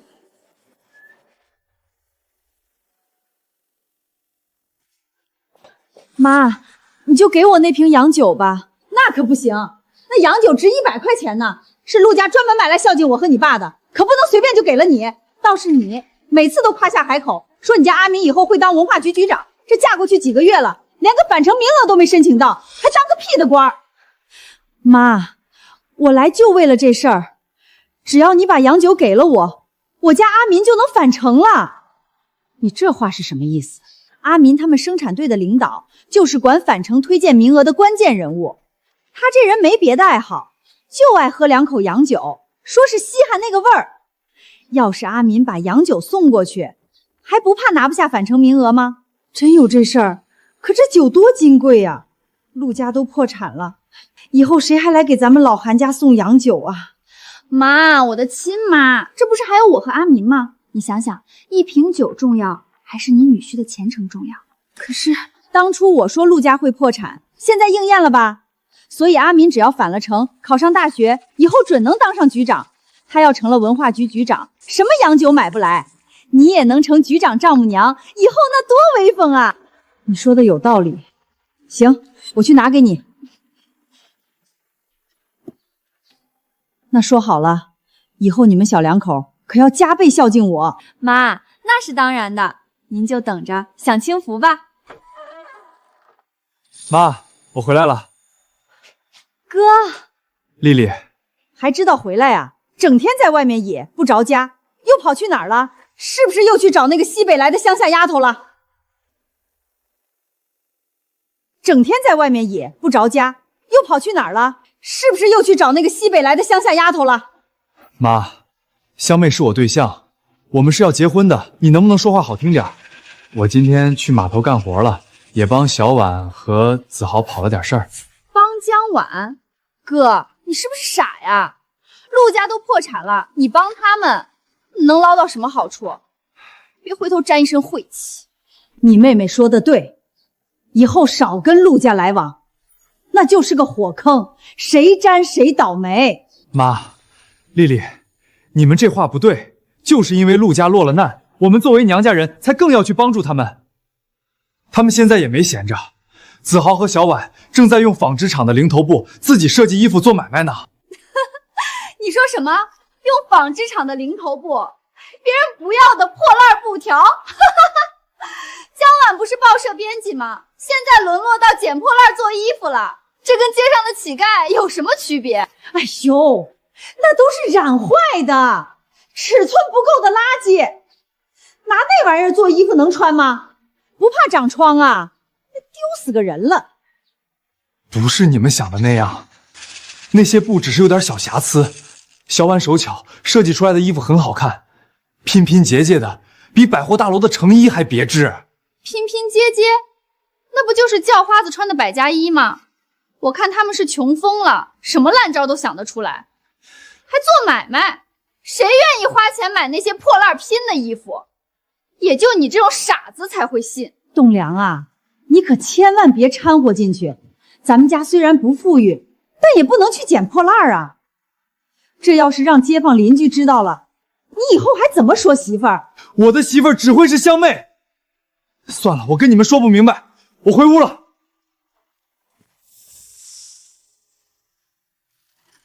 你皮肤白，我觉得穿天蓝色会很好看，就听你的，我要订这套。好，吴妈过来量一下尺寸。哎，来了。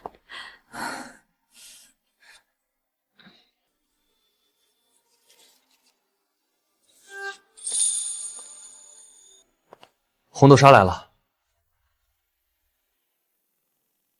好不容易有个休息日，你不仅熬夜画图稿，白天还帮忙招待客人，你赶紧喝碗红豆沙休息下。我不累，你给姐他们端去吧。他们都有，你快喝。豪弟可真疼媳妇儿。表嫂，你这话说的，我不疼自己媳妇儿疼谁啊？可不是嘛，小婉这么能干又和气，子豪知道心疼人，你们这小夫妻俩啊，真是般配。大小姐，之前医生说过了，1个月要复查心脏，咱们现在去吧。可是店里的活，姐，有我和子豪在呢，而且现在店里也没客人了，你就放心的去复查，这样我和子豪也能安心。是啊，姐，不然我跟你去医院。那不行，你走了，小婉怎么办？行，我现在跟我妈去。现在没有客人，你回房间睡下。不用了，我真的不困。不行，必须去，不然……陆子豪，你干嘛？你不肯去，那身为丈夫的我，只能用这种方式送你回房喽。还有别人看着呢。我什么也没看到哦，我在努力工作呢。我们也什么都没看到，你们小两口继续。快放我下来！就不放。啊！你混蛋！子豪！啊！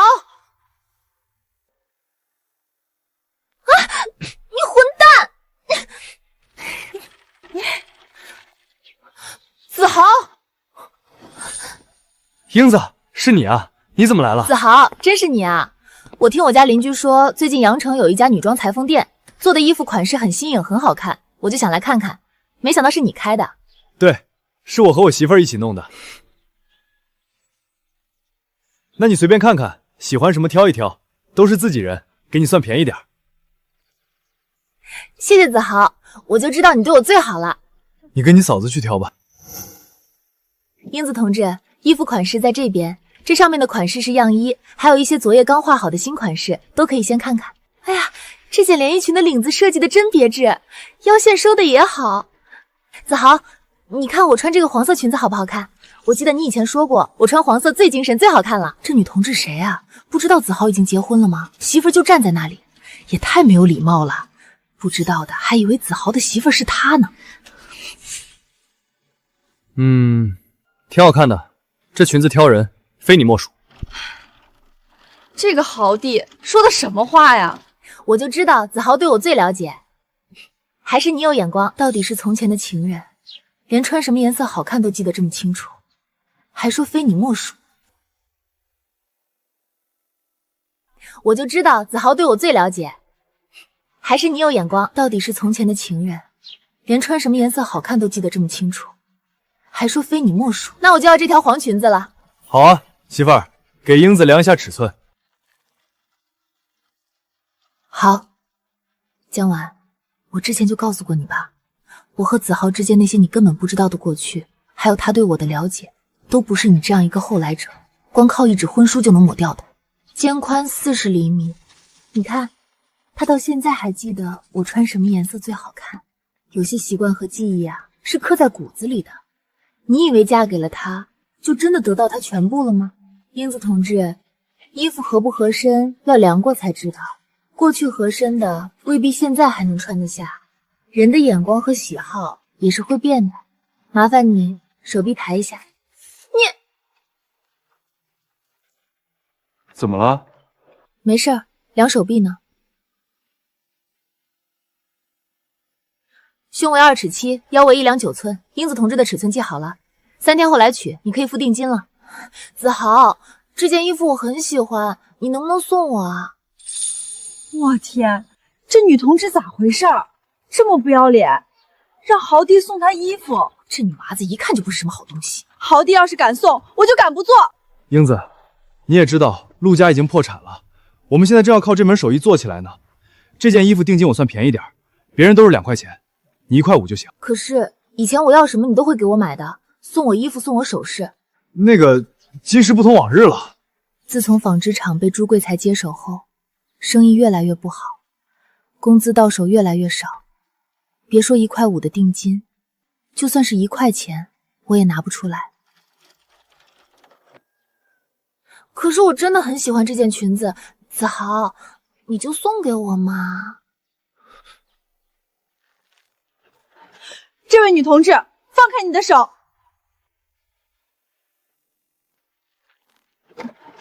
这位女同志，放开你的手！表嫂，你这个人好不讲道理。我们这里是开门做生意的裁缝铺子，不是让你来拉拉扯扯叙旧情的地方。子豪已经结婚了，媳妇儿就在旁边站着，你看不见吗？你谁啊？我跟我老同学说话，关你什么事儿？听你的口音，西北来的吧？一个外地来的乡下人，轮得到你管？我是这里的裁缝，也是豪弟和婉妹子的未来表嫂。这院子里的每一件衣服都有我一针一线的心血。你既然喜欢这裙子，就该按规矩交定金定做，张口就要人送。你当这是什么地方？当豪弟还是以前那个随便你占便宜的冤大头吗？他现在是靠自己的劳动和他媳妇儿一起一点一点重新把日子过起来。你想白拿，门儿都没有。就是，我们做衣服多辛苦，哪能白送？这位女同志，看你穿的也挺体面，怎么做事这么不要脸？你们合起伙来欺负人是不是？子豪，你就看着他们这么对我。英子，表嫂说的没错，这里是作坊，是做生意的地方，有做生意的规矩。你想要裙子，就按规矩来。如果手头实在不方便，定金可以再商量，但送这个字以后不要再提了。我陆子豪现在送不起，也不会送。好啊，陆子豪，你行！什么人啊这是？我先回屋休息下。江晚，豪弟，还不快追进去？你没看出来婉妹子不高兴了吗？不高兴？是因为蔡英子吗？我不是已经……不光是因为那个姓蔡的，还因为你。你说你都结婚了，是有媳妇儿的人了，怎么能当着婉妹子的面跟别的女同志说什么非你莫属这种话？你让她心里怎么想？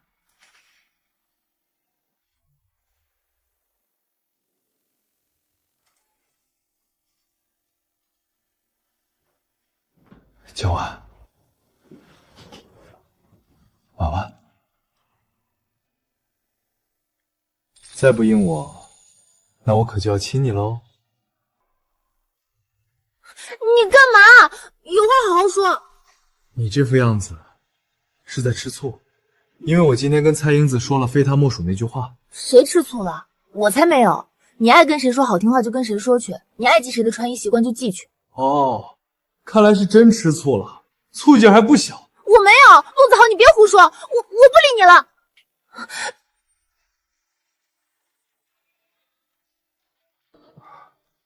现在看着我，听我解释好吗？我跟蔡英子只是初中同学，后来我就出国留学了，再回来，她不是我家纺织厂的员工吗？这一来二去就熟悉了，经常一起玩。至于她说什么，我说她穿黄色衣服精神好看，我自己都不记得我说过这种话。我就想着能帮咱们小作坊多卖出去一件衣服，随口那么一说，并不是真的在夸她。蔡英子不是你的情人？什么情人？当然不是了，我跟她可是清清白白的。我陆子豪虽然以前混账，但在男女关系上绝没有乱来过。可是我刚嫁给你第2天，他就找上门来，亲口跟我说他是你相好，你们关系很好。他真这么说的？这个蔡英子，她怎么能这么胡说八道，毁人清誉？因为他喜欢你，你不知道吗？这个蔡英子，她怎么能这么胡说八道，毁人清誉？因为他喜欢你，你不知道吗？我不知道啊，我真的就只是把他当成一个比较熟悉的同学。哼，只是同学？那你以前还带他出去看电影、下馆子，给他买衣服，这可不只是同学会做的事。哎呦，婉婉，我错了，那都是我以前混蛋，手里有几个钱就烧得慌，摆少爷排场，觉得请客吃饭送点小东西显得自己大方，够朋友。那时候身边围着不少人，男男女女都有，我就是个冤大头，谁捧着我哄着我高兴，我就愿意花钱。傻里傻气的，还真的是他会做出来的事情。你不信？那我发誓，我对蔡英子跟对其他那些凑上来的人没什么两样，绝对没有单独约会或者有什么特别的心思。那时候的我根本不懂什么是喜欢。哦，但是婉婉，现在不一样了，我懂了。我喜欢的人是你。我其实特别后悔新婚夜那一晚说的那些混账话，什么井水不犯河水。那时候我只知道反抗我爸和我姐安排的婚事，觉得娶谁都一样，根本没想过要好好看看娶进门的人是谁。好在老天爷给了我机会，经过这段时间的相处，我才发现我已经喜欢上了你。是你在陆家遭难时挺身而出，是你撑起了这个家。主大人，谁允许是你一直愿意相信的？我，鼓励我，陪着我，一点一点稻草也能扎成把我这个扶不起的阿斗我们先住下来，再好从泥潭里好做打算拉出来。好吗？是你一点一点教会我什么是责任，什么是担当，一点一点让我知道，原来脚踏实地过日子是这种感觉，原来靠自己的双手挣钱养家是这么踏实。你就像一束光，照进了我最灰暗的人生里。那也是因为你愿意改，愿意学，愿意为了这个家拼命。陆子豪，我们不是谁拉着谁，是互相扶持，是并肩作战。以前你是陆家的少爷，以后就是我江婉的丈夫，是我们这个家的顶梁柱。我们一起把日子过得红红火火的。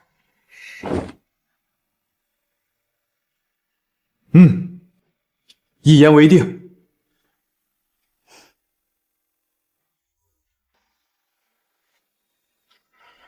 哟，怎么了？这不是英子吗？怎么哭成这样？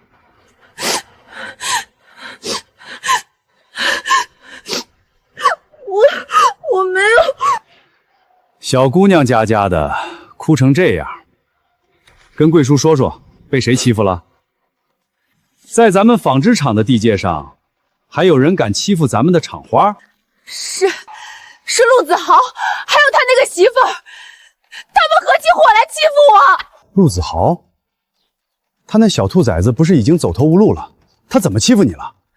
他在城北小巷子开了个小裁缝作坊，我去照顾他生意，想定做件衣服。他和他那个媳妇还有一帮子人联合起来挤兑我。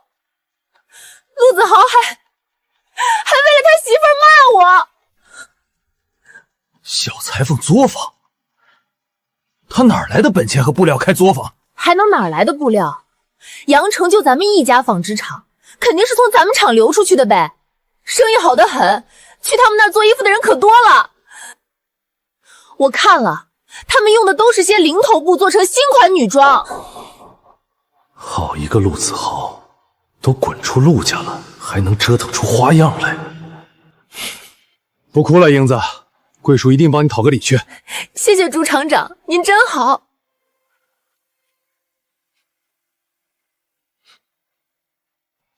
他娘的，还背着我用纺织厂的废料开作坊赚钱！胡子，朱厂长，您叫我。你去问问，最近是不是有人来厂里买零头布？快去！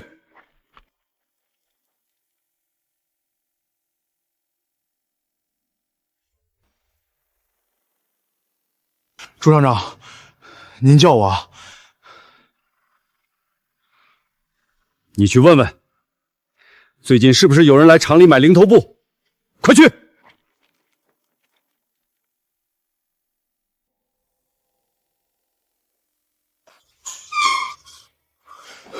查到了，朱厂长，查到了。说，最近陆子豪确实从咱们厂里按市场废品价格购买了零头布。他们陆家被赶出祖宅后，就租在城北的桂花小巷那边经营一个小作坊，专门给女同志定做衣服，款式很新颖好看，所以生意不错。娘的，还真的干起来了，看着是要东山再起了。好不容易把他们陆家斗倒，我怎么可能让陆子豪东山再起？那怎么办？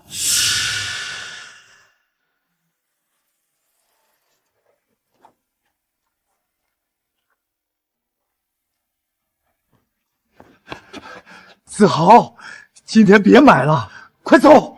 赵叔，怎么了？朱厂长不知道从哪儿知道你在买这些布了，刚才还派人来盘问我，说你这是投机倒把。你快走，以后也别来了。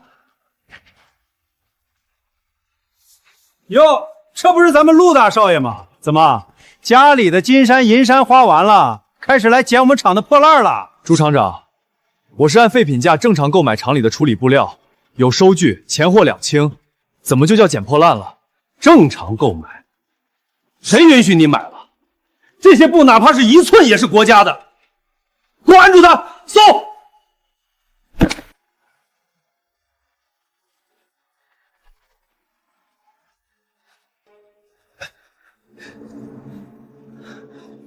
放开我！给我按住他，搜！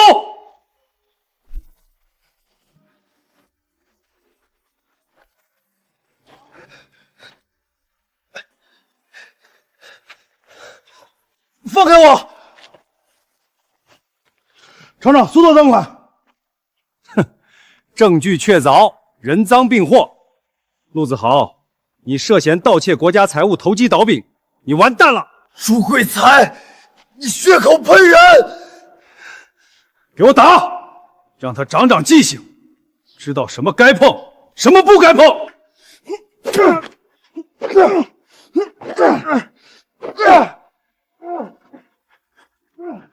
厂长，这打人不好吧？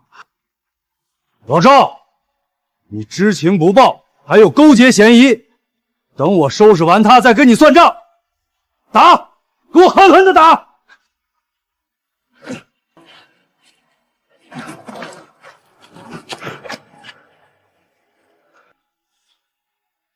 陆子豪，你想东山再起，门都没有，你就等着坐牢吧！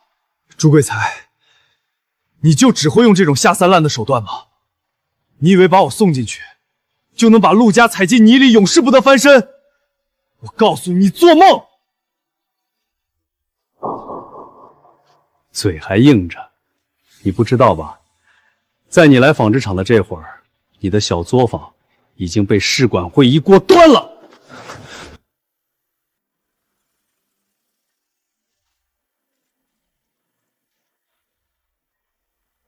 我们是区市场管理委员会的，接到群众举报，你们这里涉嫌无证经营、非法侵占国营企业物资、投机倒闭。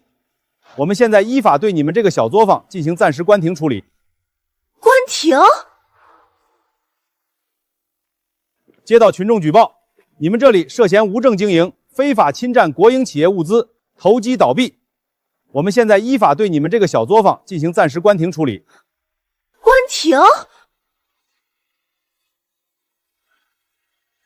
咱们明明是有街道证明的家庭缝制服务活动，他们非得说我们是个体工商户，没有营业执照就要关掉小作坊。刚刚那王组长说了，说是朱贵才举报我们侵占国家财产，这个王八蛋！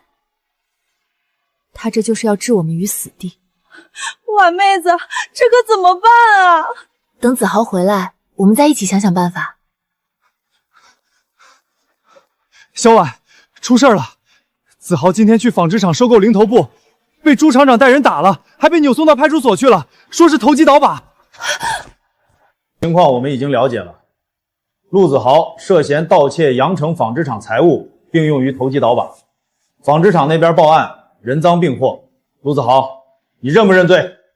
我没有做过的事情，我为什么要认？购买处理布料，每一笔都有收据，钱货两清，我们自己动手做衣服卖，靠劳动吃饭，怎么就成了投机倒把？陆子豪，注意你的态度，我们现在是在依法调查，不是听你喊冤。那你们调查就去查呀，问我干什么？还有，我被纺织厂那么多人打了，我也要报案。你这小子！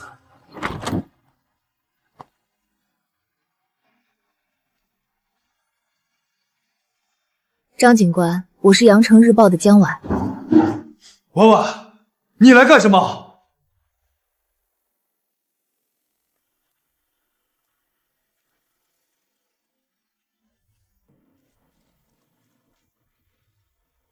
你给我坐下！坐就坐，那么大声干啥？我不要面子的呀！我是来提供可能证明我丈夫清白的关键证据，并依法反映情况的。你有什么证据？每次购买的时间、斤数、单价、总制、经手人老赵签名或盖章都清晰可查。这些收据可以证明购买行为是公开的、有记录的，绝非盗窃。这些收据只能证明买卖关系，但卖的是废料，谁能保证这些布料的性质？会不会存在以好冲刺、低价转移的情况？纺织厂那边可是咬定他侵占国家财产。这些是我们购买布料的边角料样品，您可以清楚地看到，上面有明显的染色不均、跳纱、破洞等瑕疵。这些照片是之前我们作坊里堆放的布料全景和局部特写，可以佐证我们使用的确实是瑕疵布。警官，这是我找到的证据，能证明子豪的清白。关于布料问题，我想调查重点应在卖方管理环节。朱贵才在无内部调查、无证据的情况下直接报案并伤人，程序严重不当。我们保留对其诬告、滥用职权和故意伤害的举报权利。不保留，我们直接报案。张警官，你看到我脸上身上的伤了吧？全部都是朱贵才和纺织厂里面的工人打的，我要报案。不保留，我们直接报案。张警官，你看到我脸上身上的伤了吧？全部都是朱贵才和纺织厂里面的工人打的，我要报案。还有最后一点，朱贵才厂长在扣押我丈夫时，明确声称已经同步派人查封了我们的家庭服务点。这说明了什么？说明他从一开始目的就不是单纯处理所谓的盗窃投机倒把，而是有预谋、有针对性的打击。他想彻底摧毁我们自食其力的生计。婉婉居然将个人事件上升到了打击群众生产自酒的高度，不愧是报社出身的编辑，太有逻辑了。这个案子确实诸多疑点，我们会重新调查，但陆子豪同志暂时还不能离开，需要配合进一步调查。不过可以先带他去卫生所处理一下伤口。谢谢张警官。都是皮外伤，没有伤到要害，拿红药水擦几天就痊愈了。谢谢医生。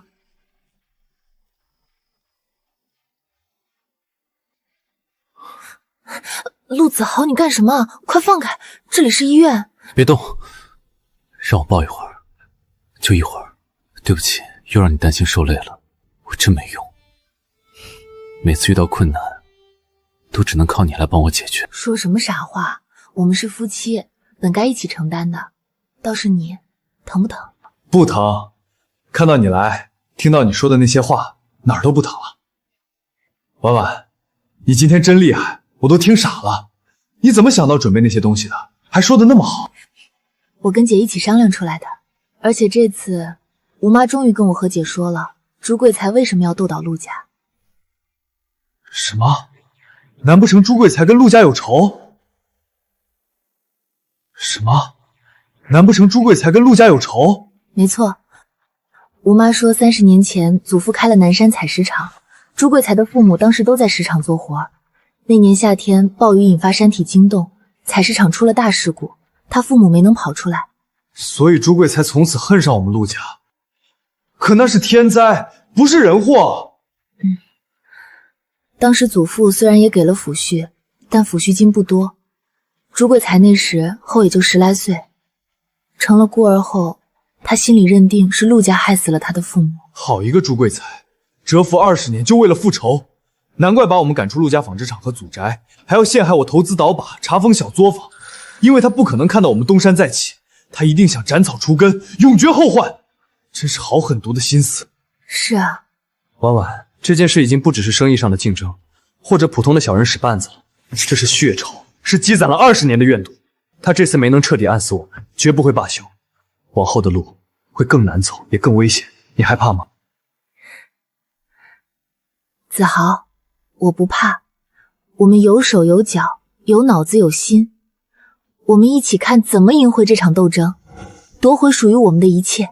好，夫妻同心，其利断金。经重新调查核实，陆子豪同志购买布料属正常废品交易，不构成盗窃及投机倒把。阳城纺织厂长朱贵才因涉嫌故意伤害、诬陷陷害，现依法予行政拘留5日，并责令其赔偿损失，公开道歉。姐，吴妈，表哥表嫂，我回来了。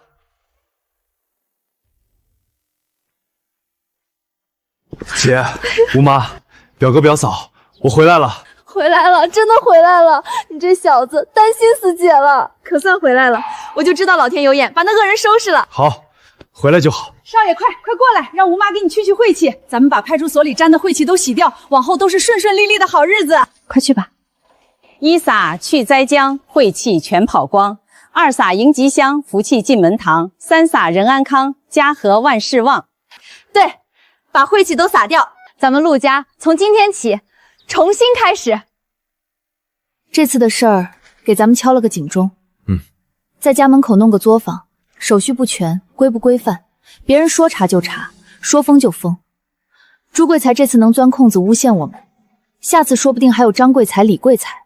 是啊，所以之前我和婉婉已经商量了一轮，咱们不能再小打小闹，躲在家里做了，要开就开个正式的店铺。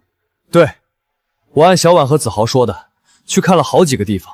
前面大街靠近邮局那条巷子口有个铺面，位置不算最当街，但斜对面就是电影院和国营饭店，周末人不少。对，这几天表哥已经帮我们跑了好几趟店铺，我们已经选好地址了，那岂不是要花很多钱？我们已经选好地址了，那岂不是要花很多钱？那铺子急着转手，转让费不高。邮局斜对面那条巷子，我知道那儿，闹中取静，铺面不大，但做咱们这种定制服装店，讲究些私密和格调，反而合适。要是能开在那儿，那就有着落了，以后就不怕人来查了。那要开一整个店铺，我们的钱还够吗？之前小作坊挣了也得有100块钱，加上朱贵才殴打子豪，赔了20。如果钱实在不够，我就把福气罐里剩下的那些再拿出一部分来。这1个多月在小作坊挣的工钱我也凑上。我下个月工钱马上发，也全拿出来。我没什么钱，但我这把子力气和心思全给咱们铺子。好，那咱们就这么定了，把这个店开起来。名字我都想好了，就叫婉衣坊。咱们要给它挂上一块亮堂堂的牌子，让所有路过的人都知道，咱们陆家是从这里重新站起来。好，婉衣坊正式开张喽！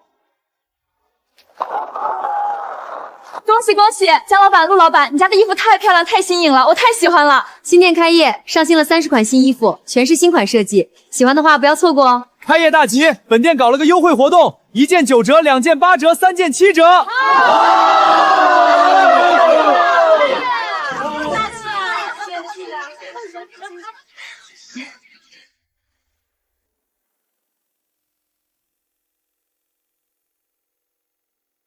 妈，你看，我就说那瓶洋酒送的值吧。领导一高兴，返程名额当场就批了，我们这不就回来了？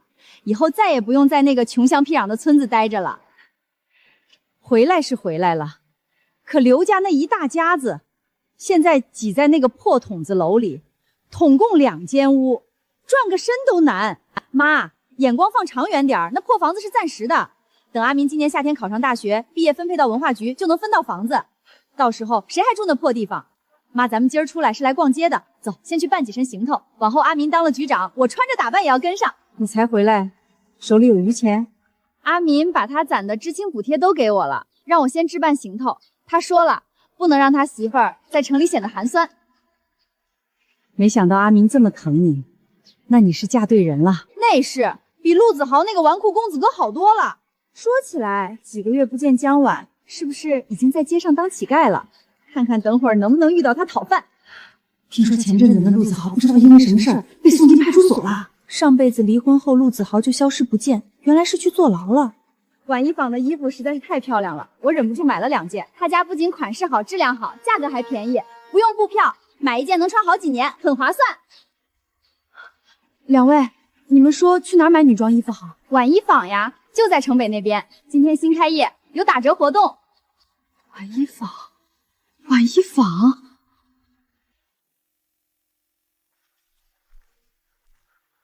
欢迎光临婉衣坊。婶子，李香妹，你怎么在这里？妈，这是大哥那个西北大山来的穷对象。怎么了？表姐、舅妈，你们来了。江婉，这是你的店？小婉，你不是去当乞丐去讨饭穿百家衣了吗？你怎么……舅妈说的什么话？我们陆家虽然破产，但我们有手有脚，怎么可能沦落到那种地步？这是我和小婉新开的店，正经生意。陆子豪不是进派出所了吗？而且按上一世的轨迹，他和江婉应该是已经离婚了。怎么现在看他们这样子，好像关系很好？而且还开店经商了，这不应该啊！我就是随便说说，这店看着不错，衣服看着也好看，这都是你们自己做的？是的，衣服是我画图设计的，子豪负责跑原料和外面的事，大姑姐在里间负责算账管账，表嫂手艺好，主要负责裁剪和缝制。表嫂，小婉你可别乱叫，你表哥可还没娶媳妇儿，我们韩家可没承认过什么西北来的乡下丫头。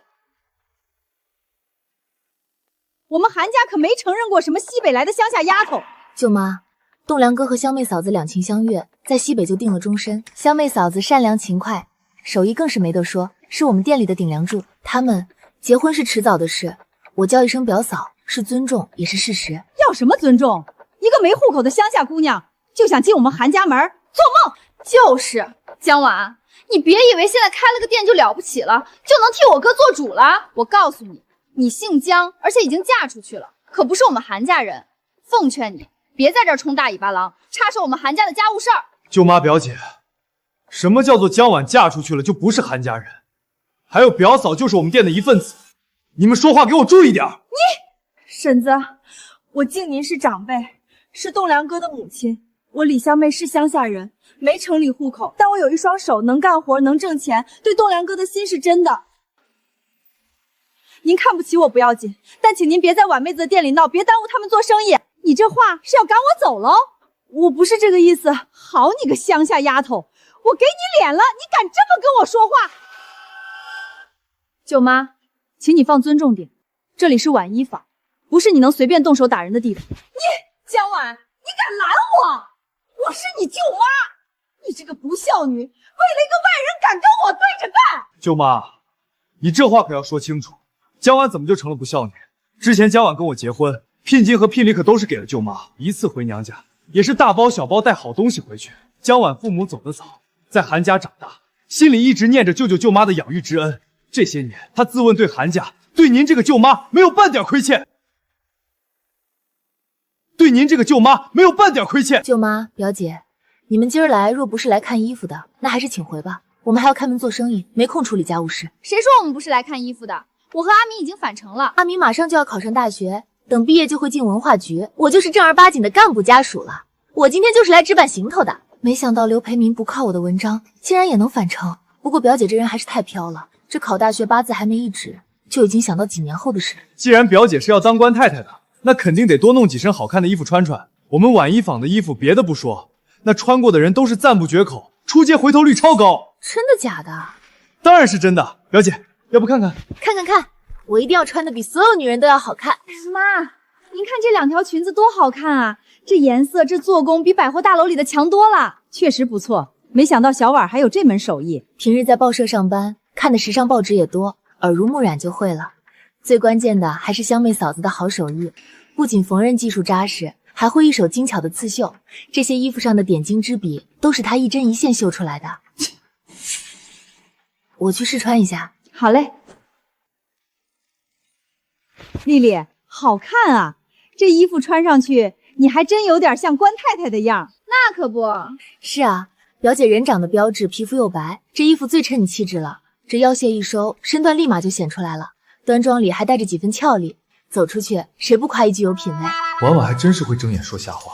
韩丽丽又黑又土，这么好看的衣服真是白瞎了。你说是吧，子豪？对，表姐穿这套衣服实在是太好看了，回去表姐夫肯定很喜欢，说不定啊，表姐夫一高兴，复习起来更有劲儿，大学考得更顺利。好，就要这套了。好，就要这套了。好的，那表姐您回试衣间换下，我给您装袋子里。不了，我就穿着回去，这衣服我穿着合适，懒得脱了。也行，那我帮你把试衣间的衣服拿出来。子豪，帮表姐算下账。我说江婉，咱们不是表姐妹吗？你新店开张大红大喜的日子，表姐我来给你捧场，不给表姐意思一下？表姐，什么意思？要不说小婉你不会人情收户，这亲戚之间讲究的是情分儿。丽丽是自家人，来给你这新店捧人场，那是给你面子。你倒好，张口闭口就是算账。舅妈表姐，你们这话是要我们白送衣服喽？对呀，合情合理。就是，我可是未来官太太，你们送给我穿穿怎么了？那可是你们的福气。这福气给你要不要啊？江婉，你这什么态度？一件衣服而已，送给自家表姐穿穿怎么了？显得你多大方似的。婶子，丽丽妹妹，你们不能这么欺负人。婉妹子这店是我们一针一线起早贪黑做起来的，料子要钱，功夫更要钱，哪有亲戚来就要白拿的道理？这有你说话的份儿吗？我跟自家表妹说话，你一个外人插什么嘴？表姐真是搞笑，现在就一口一个自家表妹了。刚刚是谁说婉婉已经嫁出来，不跟你们是一家人？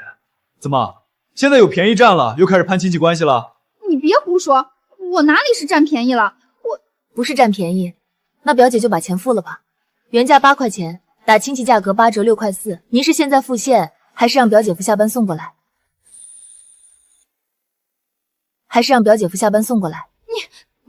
表姐刚刚也说自己是未来的官太太，要是传出去，未来局长夫人连件衣服都要在亲戚店里白拿，这话怕是不太好听吧？就是表姐夫马上要当干部了，难不成连一件撑场面的衣服都没钱给表姐买？说不定就是没钱才想占人便宜。你们别胡说八道，你们这是瞧不起人。丽丽，我们走，这破衣服我们还不要了。好，要走可以，那就请表姐把衣服脱下来吧。这衣服这么好看，我不想脱。不脱就乖乖付钱。哎呦喂，没天理了啊！外甥女开店赚大钱，连件衣服都不舍得给表姐穿啊！我苦命的丽丽呀，你怎么摊上这么个六亲不认的亲戚啊？江婉，你想跟我斗，还嫩了点。婶子，您这是干什么？要撒泼回自己家撒去。舅妈，您要闹尽管闹，但今天这钱表姐必须付，否则我只好去治安所请同志来评评理，看看这穿着新衣服不给钱还赖在店里闹事的该怎么处理。对，我是要当官太太的，可不能因为这件小事连累了阿民。给你，江婉、陆子豪，你们给我记住了。这韩家人可真奇葩。我说错了，是韩家母女奇葩，舅舅和栋梁哥还是很好的。那是，要不然香妹也不会看上我。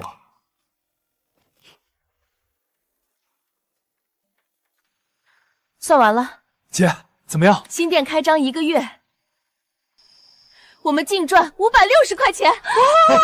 姐，你再说一遍，我没听错吧？你没听错，560块，扣掉铺租、材料、工钱和杂七杂八的，咱们第1个月就挣了这么多。现在发工钱了，谢谢大小姐。大姐，我要不了这么多，我平常就只是搭个手而已。平常你为我们跑前跑后的，要不是有你，咱们这晚衣房可不能这么顺利租下来。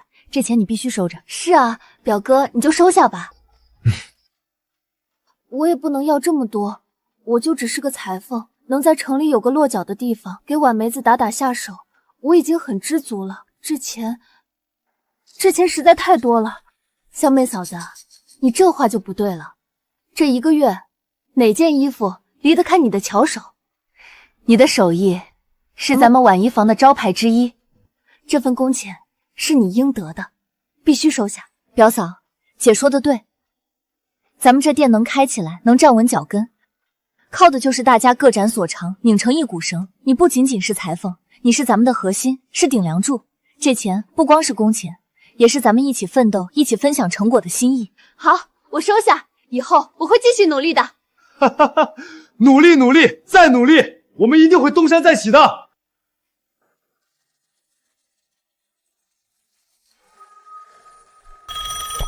你好，这里是婉衣坊，您哪位？叶云川，好小子，你终于来电话了。旗袍，这个我得跟你嫂子商量了。好，如果没问题，我给你回复。怎么了？怎么了？之前我给云川写过信，告诉了他家里的一切，还有咱们现在开了婉衣坊的事情。他不是在港交了个对象吗？说马上要提亲了，想送旗袍给对象和未来丈母娘，问咱们能做不？旗袍？当然能了。但他要的是新中式旗袍。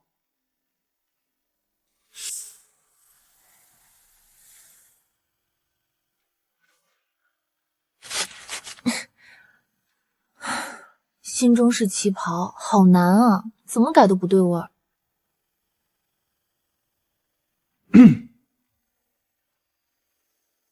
喂，江晚。啊，怎么了？出什么事了？陆子豪，现在是冬天，你洗完澡不赶紧擦干穿衣服，想冻感冒啊？头发也不擦干，水都滴地上了，万一滑到了怎么办？快转过去，背上还有水。就不想多穿，等会儿还要忙活收拾。你别闹，没个整形。两口子之间怎么还不好意思了？而且前阵子忙到连面都少见，天天忙得很，好不容易今晚早收店，二人世界是不是得珍惜一下？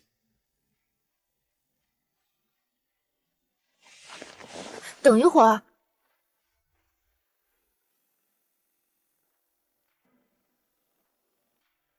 等一会儿。怎么了？你赶紧穿上衣服，别妨碍我做事。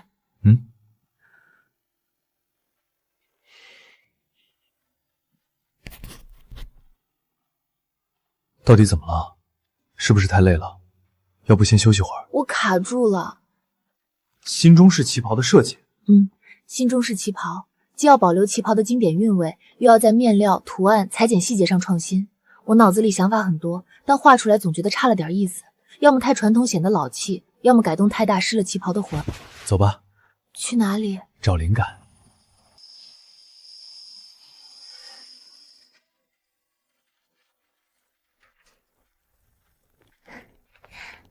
老板，来2碗馄饨。好嘞。你说带我找灵感，就是这儿。别着急嘛，先吃。哦。来了，你看看。他们穿的好漂亮啊，款式、颜色搭配，好多都不一样。这儿是羊城最繁华的中心点。里面那地方每到周6会举行一场青年友谊会，所以男同志、女同志们都会把自己最体面、最时尚的行头穿出来。你看，每个穿的都不一样，这不一样里头，是不是藏着现在大家心里头觉得美、觉得时髦的念头？是啊，同样是追求好看，但每个人选择表达的方式都不同，却又都挺和谐。等等，陆子豪，你对这儿这么熟，是不是以前经常来？以前我那群酒肉朋友确实带我进去过，不过我可没有搞男女关系啊。你应该感觉得到的。又耍流氓！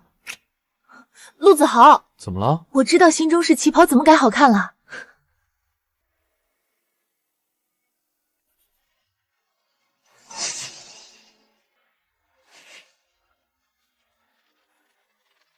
经过陆子豪的提点，我的新中式旗袍很快就做出来了。哎呦，真俊，跟画里走出来似的。这旗袍跟以前见的真不一样，又雅致又精神。真俊。我们把改完好的新中式旗袍寄到了港城叶云川手里，没想到深受他对象家里人的喜欢，继而来了一个大订单。大喜事，大喜事！子豪，怎么了？慢点说，什么喜事把你乐成这样？有2个大喜讯，你们想先听哪个？哎呦，少爷，你就快讲吧，憋死人了！云川带着我们的新中式旗袍去了港城，他对象家里是做服装生意的，看了之后特别喜欢，觉得既有东方神韵又符合国际潮流，当场拍板要订1000件，作为他们公司开拓新市场的首批主打货。1000件，这么多！1000件，那有说什么时候交货吗？1个月。1个月？那光靠我和裁缝阿姨3个人，就算不吃不喝不睡也做不完啊！是啊，这么大规模，肯定得用机器做。所以，第2个喜事来了，我打算去办个成衣厂。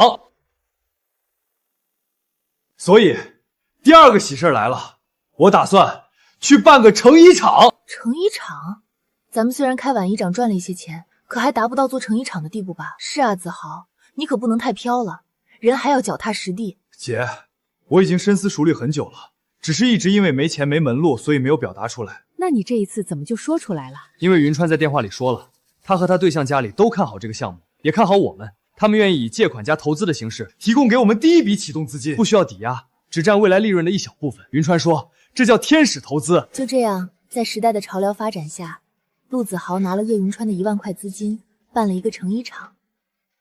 我们招了很多会缝纫的技术工人，开始紧锣密鼓的赶工，拿下了这一笔港城大订单。叶云川的对象很满意，与我们晚衣坊签订了长期合约，陆家很快东山再起了。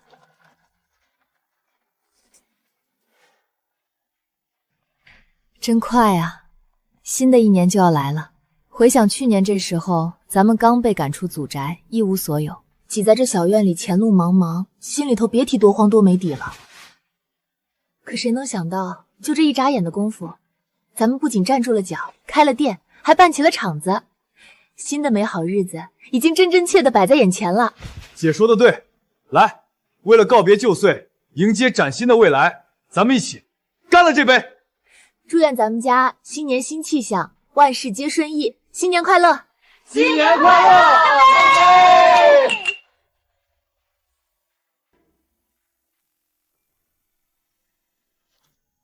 爸妈，新年好！丽丽回来啦，快进屋坐，外头冷。哼，还有脸来？考个大学还考不上，又要浪费1年时间。说什么呢？栋梁、香妹，丽丽和阿民来了。琳琳小姑子，新年好呀！哼，要不是你现在挣到钱了，我妈可不会让你嫁进我们韩家。丽丽，今天是初二女儿女婿上门日，别逼我发脾气动手。哥，我才是你妹妹。祝舅舅舅妈身体健康，万事如意，大吉大利，平安顺累。祝表哥表嫂百年好合，早生贵子。好，好，好，子豪、小婉，快进来。你说你们来就来，带这么多东西干什么？哎呦，是咱们俊姑爷和婉丫头来了，快进屋，瞧瞧这过年礼包装多讲究。还是子豪你们有本事，这日子是越过越红火了。不像某些人还说要当文化局局长呢，结果连个大学都考不上，白白浪费了我1瓶洋酒。妈，原来刘培民能返程，靠的是我和子豪回门时送的洋酒啊！走走走，先进屋喝茶。都怪你没用的东西，考不上大学，害我在娘家一点脸面都没有，连李香妹那个乡下丫头都爬到我头上去了。怪我？韩丽丽，你还有脸怪我？怪我？韩丽丽，你还有脸怪我？当初是谁信誓旦旦说我一定能当局长？是谁撺掇我把那瓶洋酒送出去换返程名额？现在倒全成我的错了。是我没考上大学，我没用。那你呢？你看看你现在，除了撒泼抱怨还会什么？跟江婉比，你连他一根手指头都不如。刘培民，你说什么？我说错了吗？人家江婉能把破产的陆家重新撑起来，你能干什么？就会拖后腿。当年如果不是你，我娶的就是江婉了，说不定我现在就考上大学了。刘培民，你这个混蛋！我瞎了眼，才会选择嫁给你。上一世江婉嫁给刘培民，刘培民明明第1年就考上了大学，为什么这一世却没有考上？难道真的是因为重生换嫁？都是江婉，都是因为他凭什么过得比我好？要不是他抢走了陆子豪，我怎么会落到今天这个地步？我不能让他好过，绝对不能！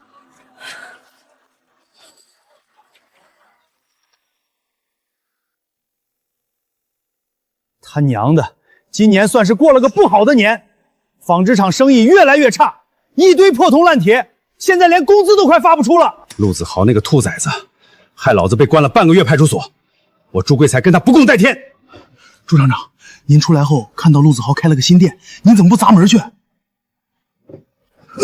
你这个笨脑袋，现在是法治社会，我刚从里面出来，哪能惹是生非？那派出所还盯着我呢。他娘的，没想到短短半年时间，陆子豪就把那么小一个裁缝店铺做成了成衣厂。那小子现在风头正兴，听说还搭上了港商，不好惹呀！王八蛋，害死我父，让我成了孤儿，这血仇我一定要报！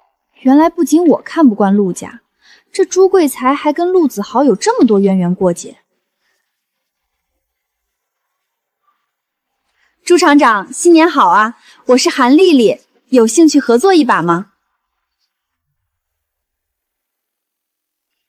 小婉，你也知道阿明考不上大学，家里现在很拮据。我看你和豪弟办的这个成衣厂好得很，你能不能让我在厂里做个活啊？表姐，不是我不想招你，是现在厂里也不缺工人，你之前也没有干过技术活，现在我觉得不大合适。合适的，合适的，我什么都能学的。小婉，我之前是对你不太好，经常说一些难听的话，但我现在知道错了。我保证，我来了这个厂里，一定会努力学习工作的。那好吧，表嫂，你带表姐去做衣服吧。好嘞，丽丽小姑子，走，我带你去车间。好。江晚，你倒霉的日子不远了。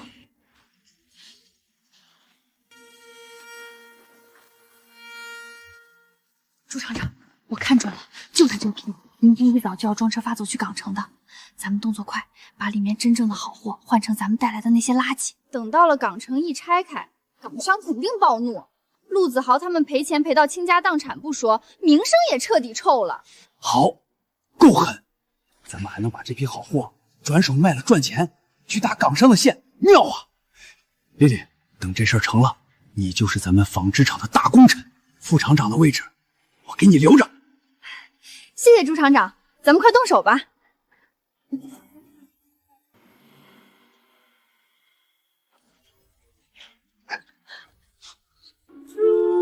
不许动！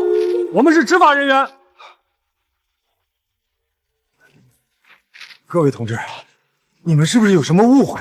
韩丽丽、朱贵才，你们涉嫌盗窃未遂，蓄意破坏生产经营，现在依法对你们进行拘捕。我们没有。对啊，你们抓错人了。朱厂长，韩丽丽，好久不见啊！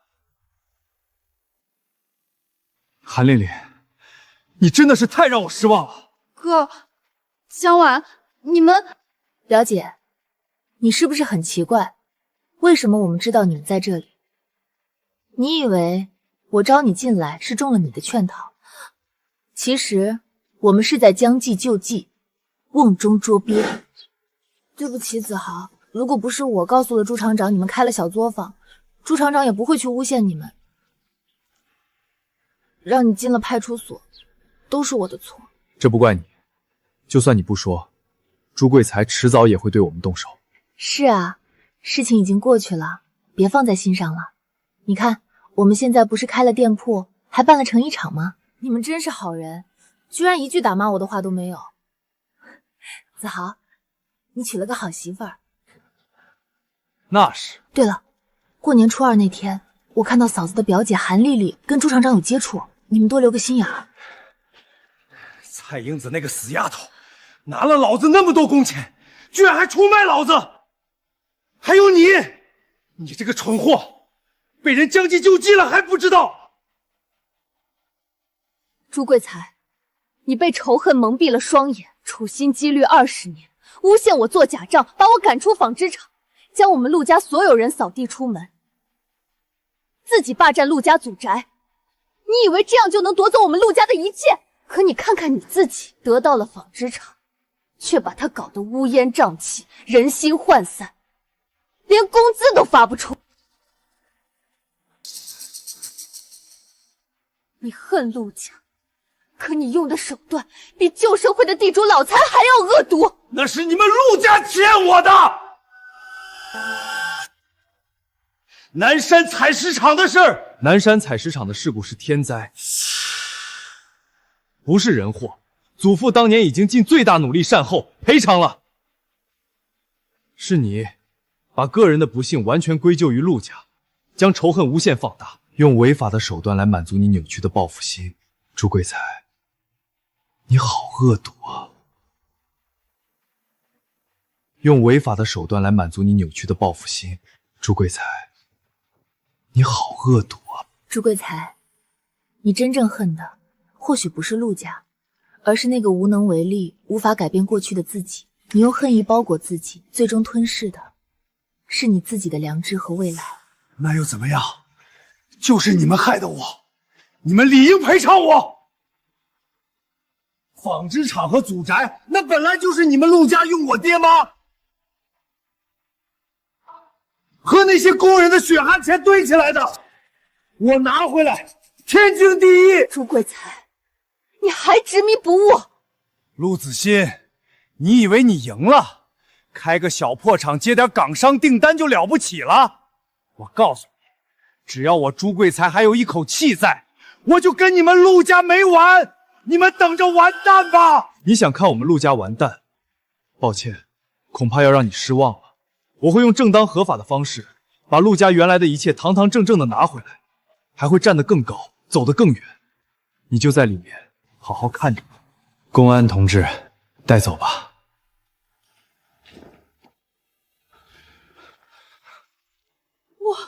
我是被他逼的，是他威胁我。子豪、小婉，看在我们是表姐妹的份上，我是一时糊涂啊！表姐妹，韩丽丽，你一次次嫉妒、诋毁、算计婉婉开始，我们之间那点可怜的亲戚情分早就被你消耗殆尽了。你联合朱贵才，不是一时糊涂，是利欲孙心，是本性难改。这些话留着去跟派出所说吧。不要，我不要去派出所！哥，嫂子，救我，救救我！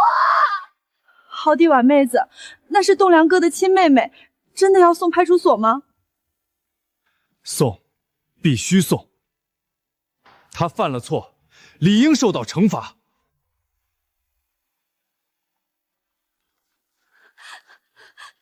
哥，我是你的亲妹妹啊！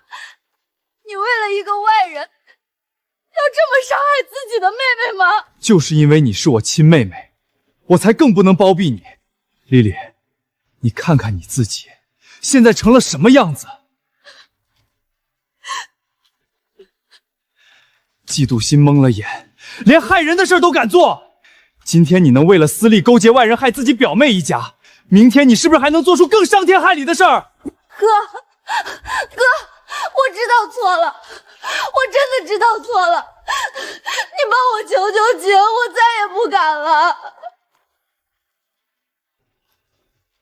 子豪、小婉、大姐，我替丽丽向你们道歉，是我这个当哥哥的没教好她，也没能及时发现她的歪心思，但错了就是错了，该怎么处理就按规矩办。或许对他，对大家都好。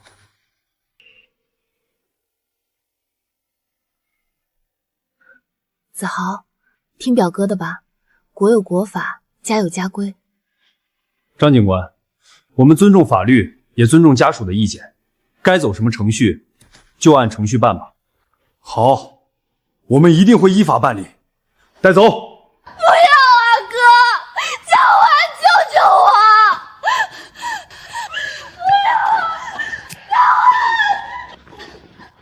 表哥，别太难过，有时候严厉才是真正的爱护，让他在里面好好想想，未必不是一条生路。咱们活着的人，日子还得往前看。对，栋梁哥，表嫂，咱们厂，咱们家，以后还得靠咱们一起往前奔呢。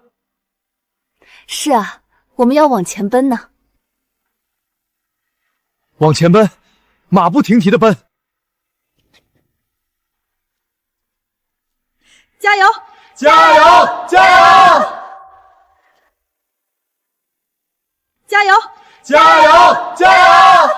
经过警方的调查，朱贵才犯了贪污罪、职务侵占罪、盗窃未遂等多项罪名，数罪并罚，最终被判处有期徒刑18年。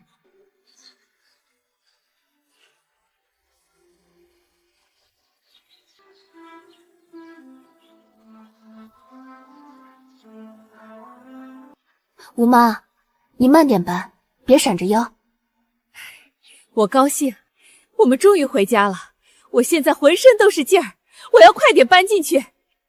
是啊，咱们终于回家了。